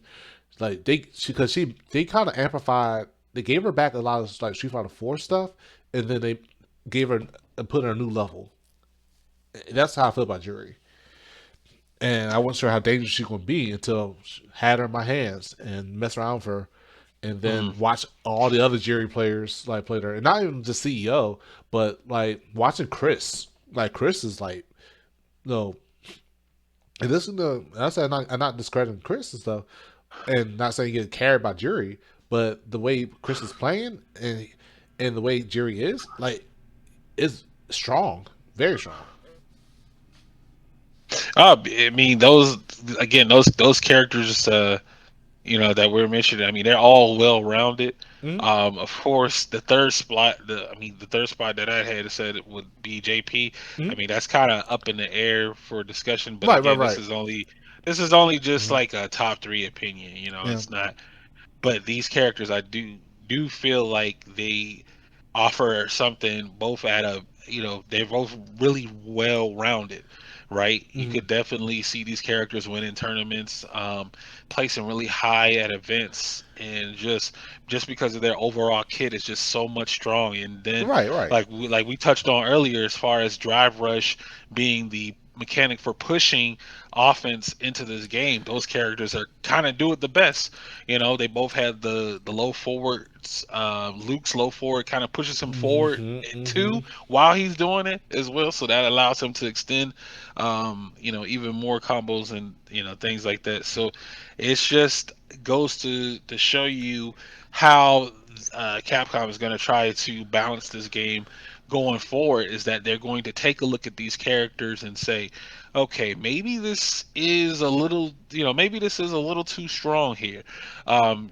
DJ being able to fly across the screen, where Manon's all she does is just twirl forward, like one step. So Hmm. it's quite an interesting thing. But I think maybe that was the design. I don't think everybody is supposed to have the same drive rush. I think all of them are supposed to be like based on their characteristics of what their play, what they look like. Because Right, right. if you gave if you gave DJ's drive rush to like Lily, and you have her fly across the screen after she gets a command throw, And those bro, reaches that she actually stop. has, yeah, Right, that would be right, ridiculously strong. So she's supposed to have a short stop distance for her, because you don't want her flying across the screen after she gets you on a command throw. So right, she could just keep looping you. right. But yeah, it's definitely what, the design is definitely made. And even with drive impact, how everybody's drive Mm, impact is much different. Like right, right. certain characters drive impacts are insanely strong, and some of them kind of take a little bit while on startup to as well to do. So Yeah. it's quite telling to see how the direction they wanted this game to go, Hmm. and they wanted to base it off of the character's personality and traits Yeah. on that. So with Mana, her drive impact is kind of ridiculous because of its range, whereas other Yes. characters they get shorter, shorter animations. So I think that's probably a unique aspect that they don't want to change, but we'll see how that works out for them. So I think that's quite interesting Right. as far as how the game is gonna go. So Yeah. Uh, I want to talk about. Oh yeah, yeah, yeah. You gotta give me your bottom three. You gotta give me the bottom three. oh, I'm sorry. Yeah. I say Zangief. I say Jamie, and I s- either Sim or Lily. I want to say I'll say Sim. I need to play more Sim, but Mm, I can see, but I think Lily is not too bad. okay. The thing about it with Lily that I really noticed that you have to. She makes you spend resources to stop her, because if you don't spend any resources, she's gonna get away with murder. Like and I realize that, like, if you don't try to DI or drive reversal or stop her approach, especially when she gets the wind built up, yeah, like, because we have three lilies. We have, hold on, three. I think three or four lilies in our scene now. Mm, And but ironically, our best player, who the guy who won the first tournament here, Zangief, and yep, is Dante Bonnet. So yep, he's starting out his reign in Street Fighter Six with, he regarded technically the worst character in the game so far, quote unquote. So that just goes to show you, man. Like, it's it's such a varying thing for people to say that this character is the worst and this character is the best and stuff like that. But I think the best is kind of set in stone. I think it's just the Hmm. rest of the positions that are kind of up for grabs as far as placement wise, just because of how well those characters can use the game's mechanics.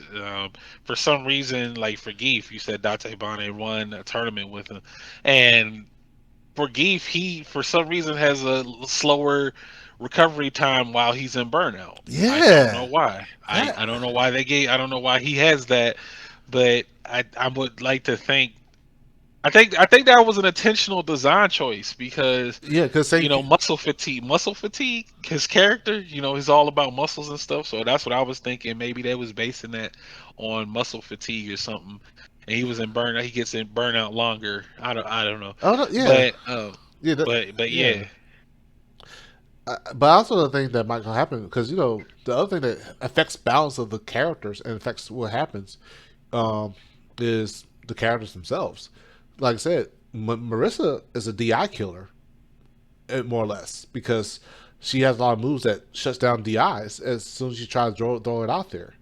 And Hmm. like just talked about the situation where you try to DI one thing, but if you die a certain part of her armor or a certain part of her move, you can get it. But if she gets that super armor part, then yeah, you you're Hmm. you'll take a lot of hits. And I think so. I think that's going to happen too. You're going to have more characters. It's not new. I think you're going to have more characters coming out that is going to counter against the usual stuff. We might have a character that's going to stop make drive rush. Nearly well, not say almost more or less useless. We might say, yep, they can't drive rush to this character or against this character because they got something that's gonna stop that.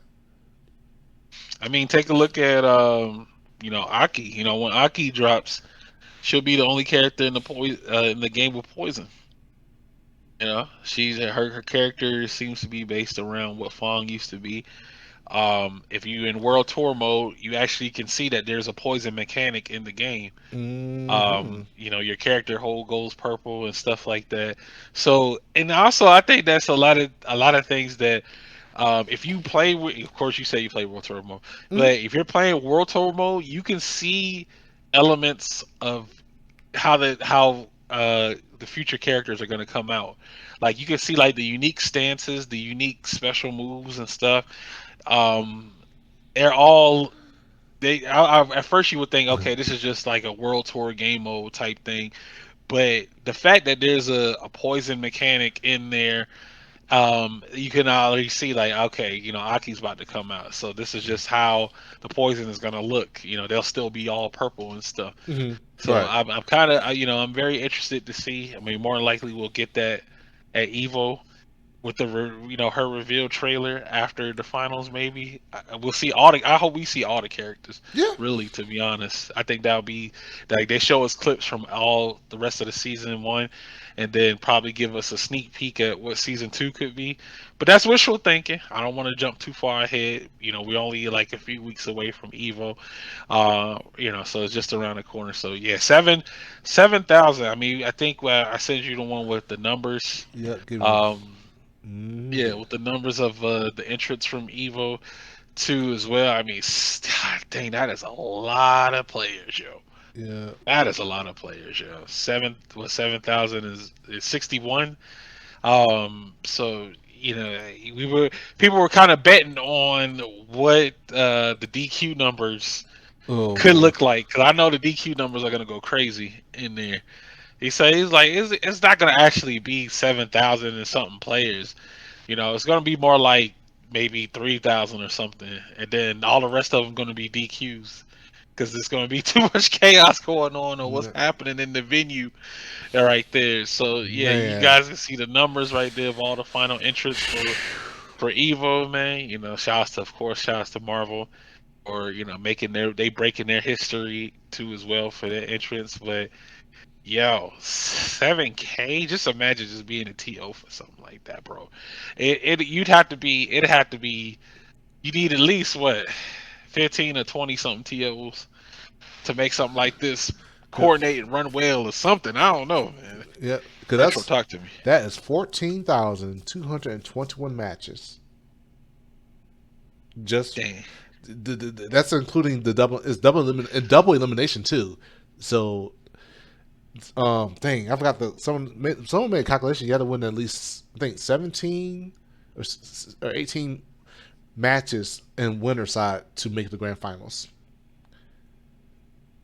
That I, is God insane. God knows if you lose early on in the winner side Uh, and go to losers, man, there should be a special feat, a special prize or something like that for whoever goes. who will lose their first match and makes it to top six. I I mean, re- that'd be the. I mean, nobody could ever dispute them as being the best player in the world because you'd have to be. You have to be. You lose your match. You lose your match in your pool, and you make it all the way to top. Say, oh yeah, and I forgot. It's a weird format. I was like, they're not doing top eight. They're doing only top six, yeah. top six. Hmm. That is very strange Yeah. to me. Yeah, that's. I've never seen that before. I mean, I've seen top four. Yeah, yeah. Yeah, I've seen top four before, but for an event like this, and they're only doing top six finals, I don't know about that. I would kind of feel some way. I mean, I hope top eight would at least get a medal, you Yeah. know, Right, right. because if Um they only doing top six medals, then yo, nah, oh I'd be the man. saltiest person on earth. I ain't gonna lie. 'Cause- no, I'll blame you. But the one I'd be, yeah, go ahead. one of the funniest memes I saw about the 7,000 people, or at least 9,000 total so far, was that people said Chipotle workers they're gonna be there. They're gonna be working hard all night. Hey man, they better have. All I gotta say is they better have those bathrooms spick and span. They better that toilet paper. They gonna have to keep like you know what I'm Hmm. saying. All the They got waters, yeah. They for, gotta make sure everything's fully stocked yeah, for that event. all the waters they're gonna have there. Water, you got Hmm. tons of water fountains. This at 4 a.m. pools. I wouldn't mind playing at that time, so you could just so you could just relax for the rest of the day. I wouldn't want my pool to start like in the evening or something. I would want it to be over with as quickly as possible because that way you could just relax and enjoy the rest of the day. And if you enter any other tournaments, you can go do them, so you could at least get rid of that stress. 'Cause that was always the thing. I was always a morning. Yeah, let me play my morning pools, and so I could just relax for the rest of the day, get it over with. Bruh, that is more than literally. That is almost more than all 6, 7 other games combined for that number. That is insane, That's a lot of sets being played. Most indefinitely. But you immediately become immortalized for sure. Whomever the top six is going to be for the bruh. finals. I mean, if you win Evo out of this, man, like yo, nobody can tell you nothing. I want to bet there's. You I want to bet there'll be no Rashid that shows up in top six. oh nah, oh nah, Rashid's definitely coming through. Come on, man. Rashid is definitely going through. There are people I are want to there bet so that's gonna bad. ruin your day. It's you get 1 week to test the character or whatever, and they're gonna go through pools, and somebody's making it out of the pool with Rashid. I bet money on that. I'll put money on that Oh my somebody's making it gosh! out of the pool with Rashid. If I had money right now, I would definitely bet you. I would definitely bet it would be no Rashid. Cause that'd be the funniest thing that I ever witnessed. Want to witness? Because I mean, some people they live for the element of chaos, so they will be playing off of somebody's nerves and stuff, and being like, oh, I'm shaking in this event, and it's like, oh, that's the perfect character to pick for your nerves. Yeah, come fight this Rashid. Come Oh, go against this Rashid real quick. imagine a modern Rashid too. I wonder how that's going to be.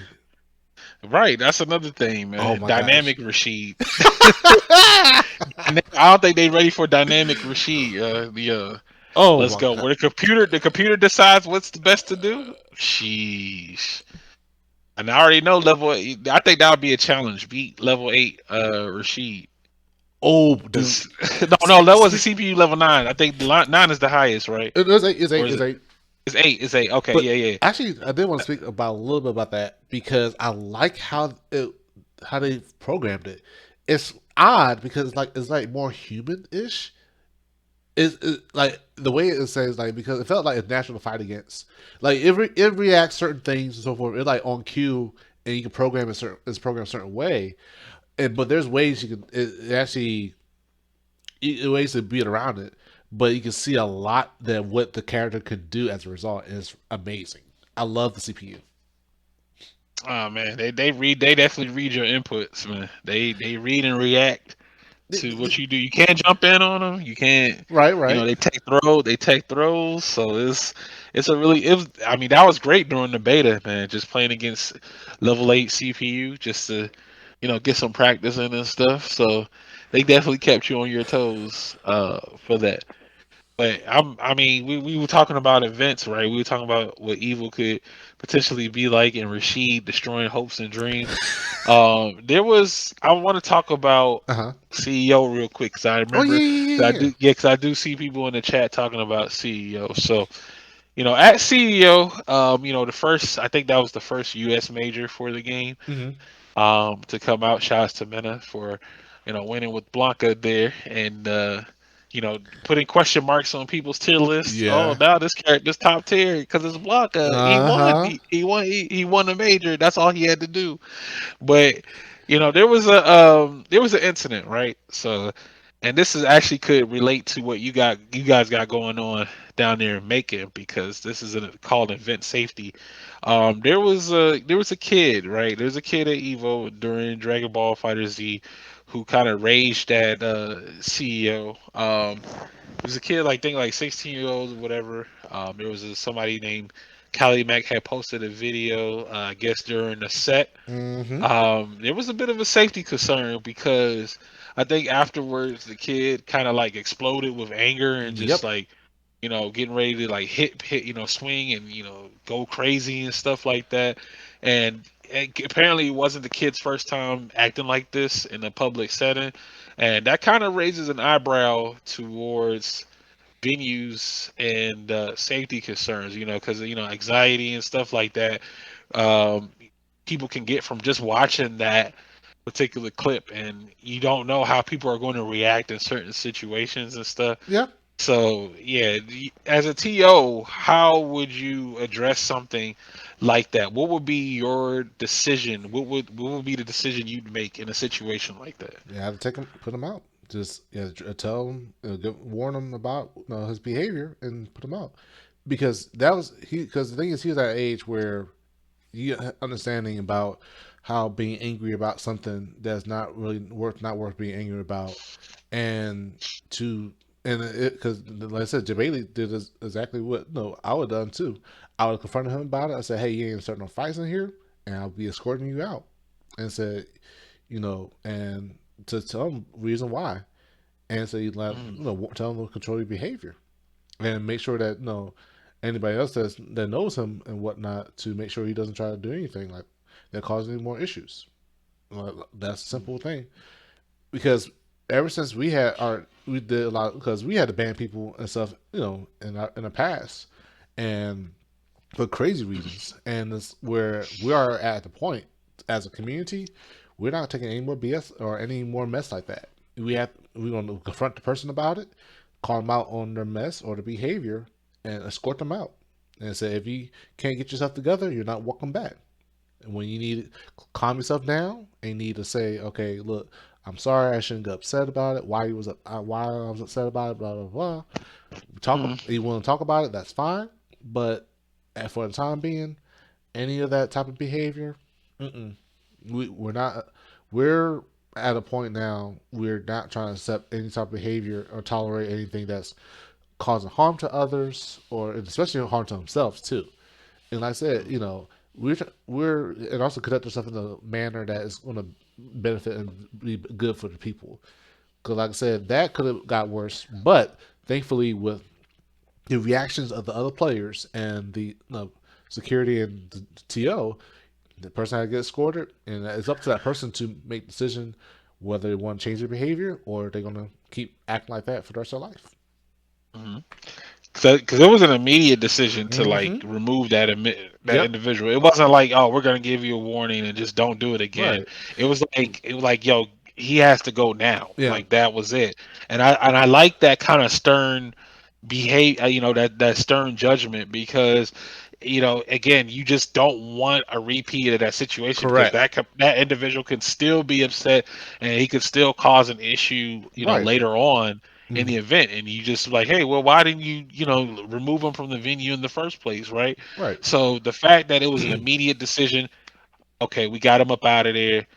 And we'll continue to monitor, monitor the situation Right. on what's going on. So I think those type of decisions, especially as a TO, are crucial to Hmm. the public safety of everyone at the venue. Because again, you guys are still going to get new players coming in. Exactly. Y- yeah, you like your next, the next. We'll talk about it a bit later on, but your next event, you'll get more new players. So um, you guys have to be on the P's and Q's about, everyone's safety as far as making sure everyone's having a good time at the event as well. Because again, you don't know how people are going to react in situations, especially after a loss, Oh yeah. too, so. Yeah, that I just wanted to touch bases on that just to see what your thought was Hmm. about that situation. There was another situation, and then we can Hmm. move on to closing out the premiere for this. So one more situation where it was during the Street Fighter 6 tournament stream, and it was Hungry Box. He did some kind of coin box sponsored tournament during the stream match, during the Punk's. Hmm. It was Oh a Punk yeah, stream that match. that. Yeah, he used an incorrect pronoun on the description, and Right. my that entire situation kind of like put a sour taste in my mouth permanently for that particular individual because he allowed that to be shown in the Right. stream. Yeah. And just to break it down for what break it down even further for people. So in the program, they had the players' names and handles and stuff, right? And then under there it had the pronouns he, him, and stuff like that. Right. But for some reason, this particular match, this Punk's pronouns and his opponent's pronouns were different. They weren't that. So it Correct. was it was the N word, right? It was Yep. Negro and then another word. So that it had that live on stream. Yeah. So yeah, so they let it rock for the entire stream, and then, Nah. before then you could kind of see him snickering about it and stuff like that, and there wasn't like a real direct apology video. I mean, apology or something made. It was like, well, it's start GG's fault. They pulled the Nope. names, and I'm like, bro, bro. As soon as he said that, I was like, man, this dude is scum, Nope. This dude is scum. So it's just something. It's a situation like that can occur at a tournament. With about being respect to the players. Hmm. There, that is just, especially with pronouns. Of course, you have to be extra careful and considerate about using them and being respectful. It's just in that particular situation, that is just something that is just disgusting to me, as somebody that's been dealing with watching and being on streams and stuff like that, for somebody to put that as somebody's label. um yeah, this, you can't really, you can't, people afterwards try to do damage control and point fingers. Well, it wasn't this, it wasn't that. And especially if a person has a previous history of doing some kind of misdeeds. Right. So yeah, that was another thing I wanted to kind of go over a little bit. There was that situation where they Hmm. used that word to describe that player. Dude, um yeah, yeah, what you think, Retro? that's unacceptable because like that's really unacceptable because thing is either that was really unintentional because it can't be no mistake like someone just like accidentally put that in there of all things. That's really some intentions behind it, and that's really Mhm. just really despicable. And like I said, in a sense, I do have to condemn that person for what they did, and it's sad. And the thing is, for because our scene, because we review, we have now no, we have more LGBTQ people there. We have people all types of backgrounds in there, in our Mhm. community especially. So the thing is, that type of stuff was those type of slurs are not welcome, not at all. Um, thankfully we had not seen or had anything happen and so forth. And that, but no, it has. We had, but that person is banned and no longer is part of the community. and we're making sure that the person have no chance to come back into the community. I don't know how they will. I don't know what the process for them to try to apologize or redeem themselves. But like I said, as far as immediately that type of stuff, we're done. I pretty much put my foot down on a lot on my end, and that's for what happened with Punk and all, and Hungry Boxing. That situation, already that's no no. Like Yeah. any offensive slur, any discrimination of a sort, or any even if you, I don't care, it's for jest. That is unacceptable because, like I said, we got new people coming in the scene. There are already discrimination stuff outside of the scene and issues. Like example, the Mhm. Daytona situation. That happened for years, and that's enough of issues of that. And then you have now, Jabady was, had to be on article about it, discussing the situation. Just yeah. So the thing is, as far as least for our end as a community, we have to do better and making our environment, a safe haven and a comfortable haven and a place where people can come and be themselves and not worry about that type of mess to be put on their display, even as a joke, because it's not a joke. Unfortunately, it's a lot of history, dark history with those type of words and that type of content and the type of Mhm. words, I mean, the type of discrimination. So our job is to become better than what our past, what no, than our past. We want to have people from all type of backgrounds in life, and I don't know. It's dumb to me about why people will make these type of derogatory terms and all. I don't understand that. But for me, at least, to know that is not allowed within the community.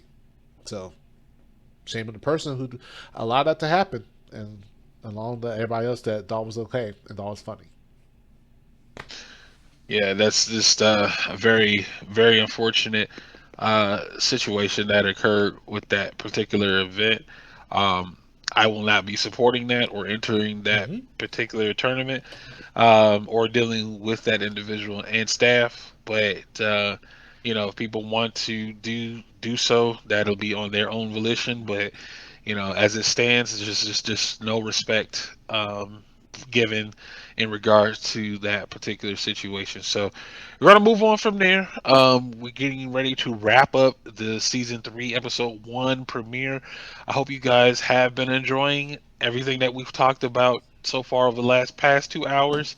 And hope you guys, if you are just tuning in and you missed in on the first 2 hours of the park podcast, do not worry.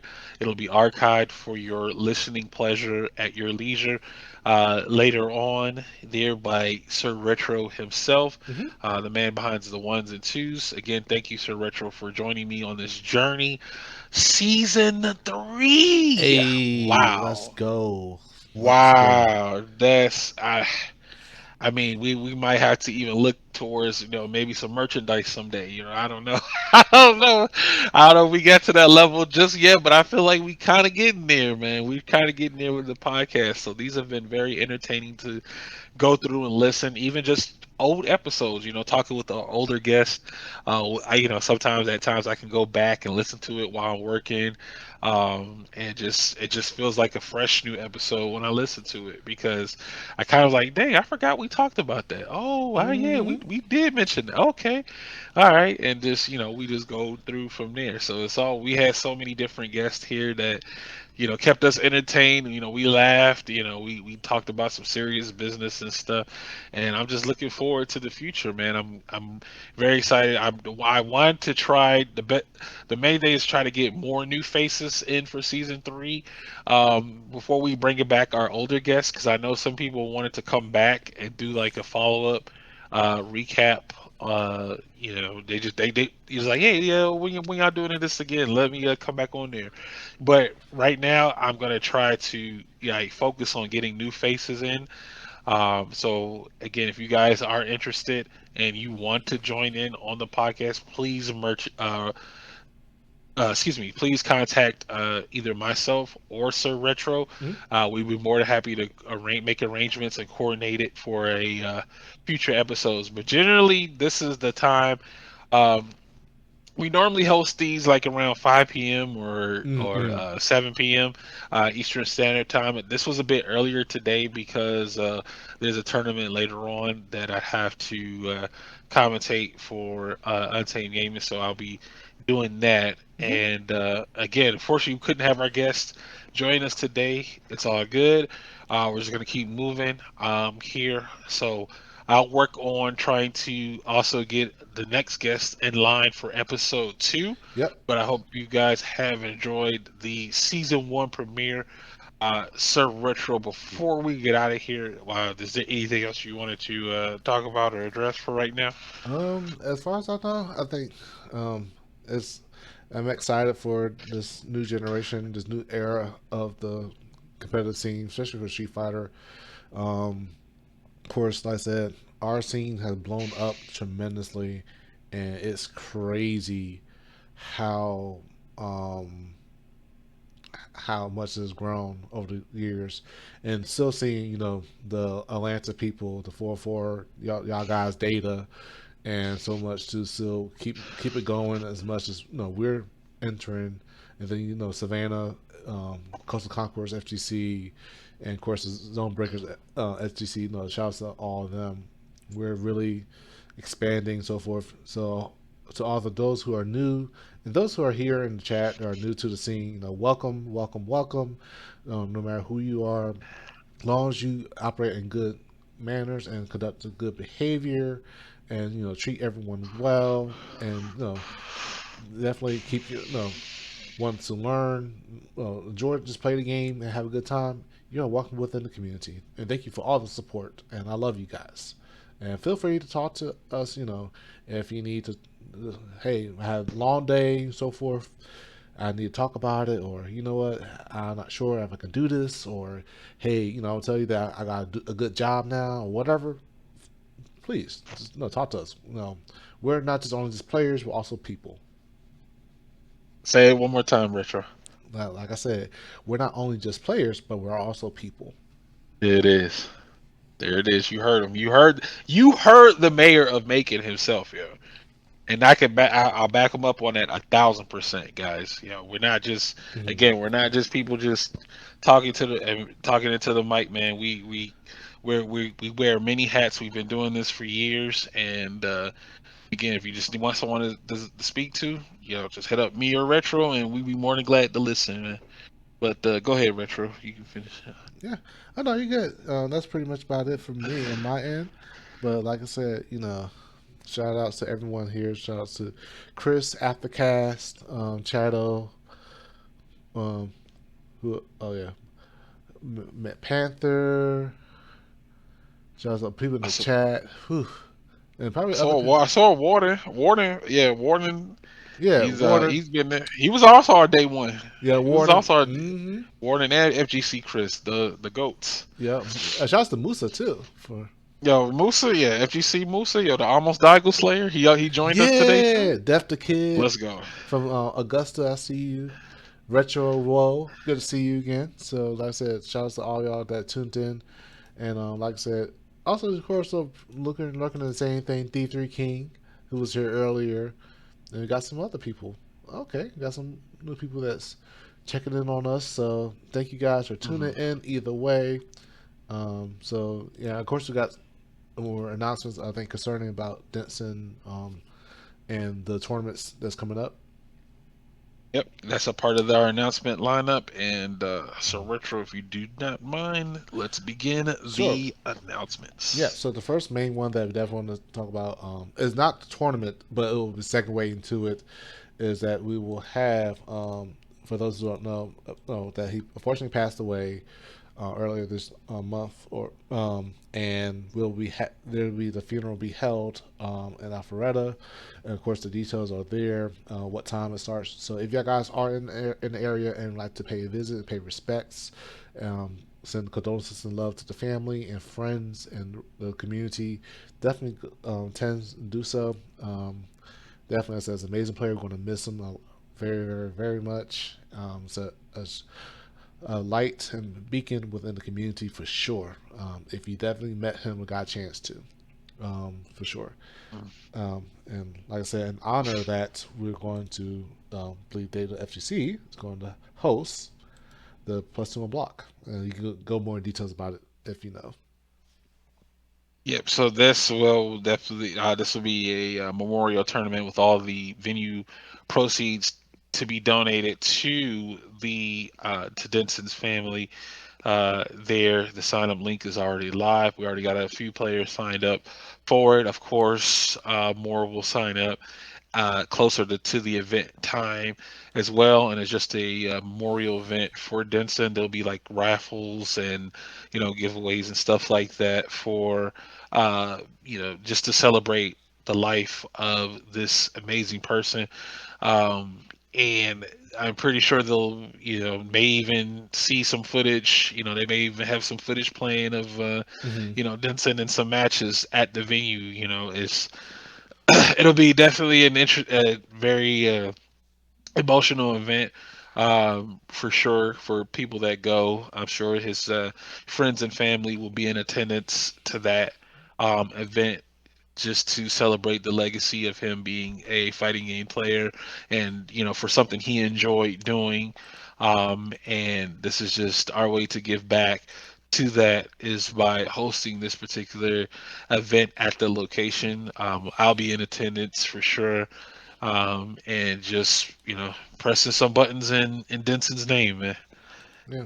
And I believe also do the Matcherino for the event. Not to segue to that. Yeah.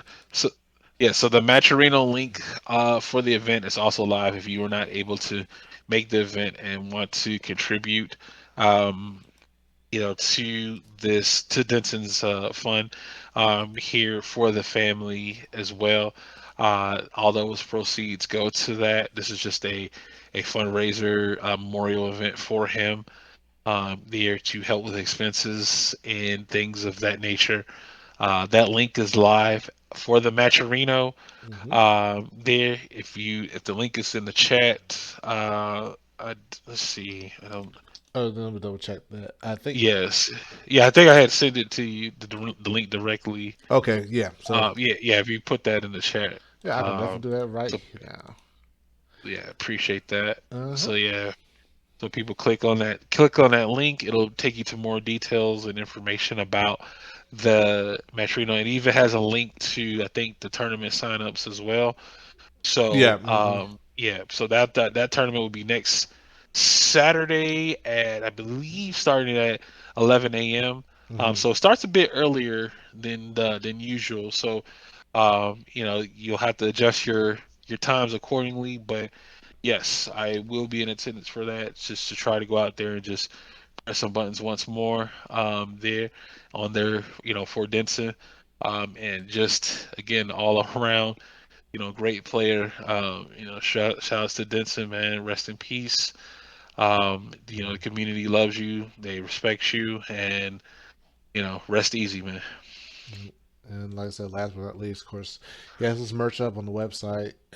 I think I posted it there earlier, but it doesn't hurt to post it again.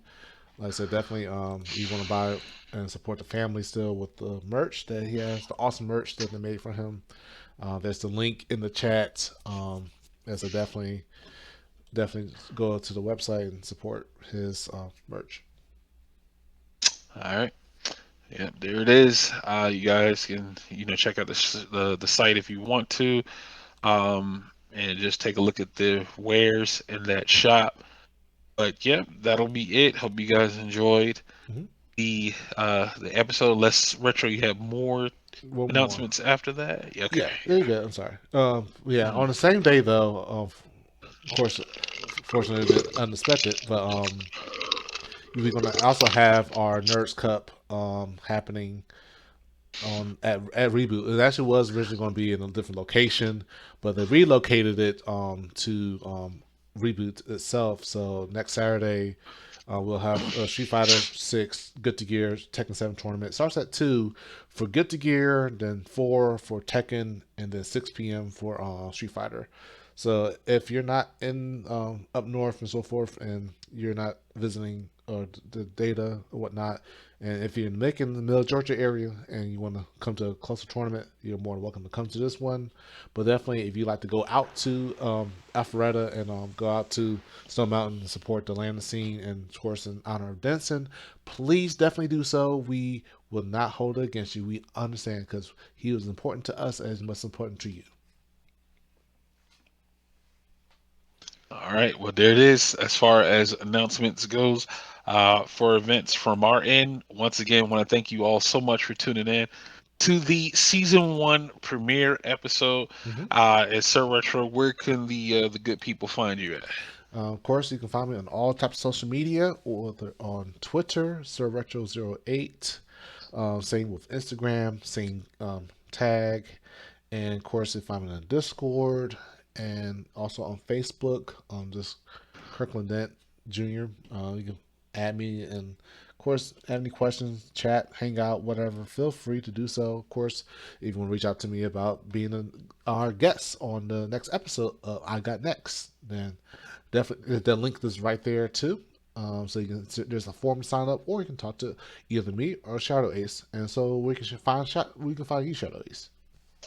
You can find me on the Twitters at Mind of Shadow Ace. I'll post up events that I'll be working Mm-hmm. and I'll be a part of, and that'll be my main source of contact. Yeah, feel free to send me a message. I'll be more than happy to respond to you, and we can again make adjustments accordingly as far as arranging for anything. If you want to talk about some stuff, feel free to do so as well. And don't be shy. It's can't be shy out here. Street Fighter Six. What's the main tagline for Street Fighter Six? Retro. What, not on the sidelines? You mean? Wait, say it again. Was it not sitting on the sidelines? Uh, Wait, not not on the sidelines, right? yeah, not on the sidelines. That's the name of the show. Yeah, okay, yeah, you can't be on the sidelines, yeah. There it is. You gotta make your own highlights. It's time to heat up. It's Oh it's it's man, time to it's time to heat up for the for the fight of fight my of your life, yeah. life. Oh boy, man, that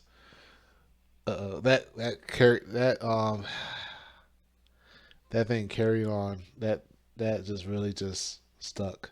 I know a lot of people don't like it, but it'd be so funny. And then we go to crowd select, and that's just Mm. like people just start singing, just like go rapping it and stuff.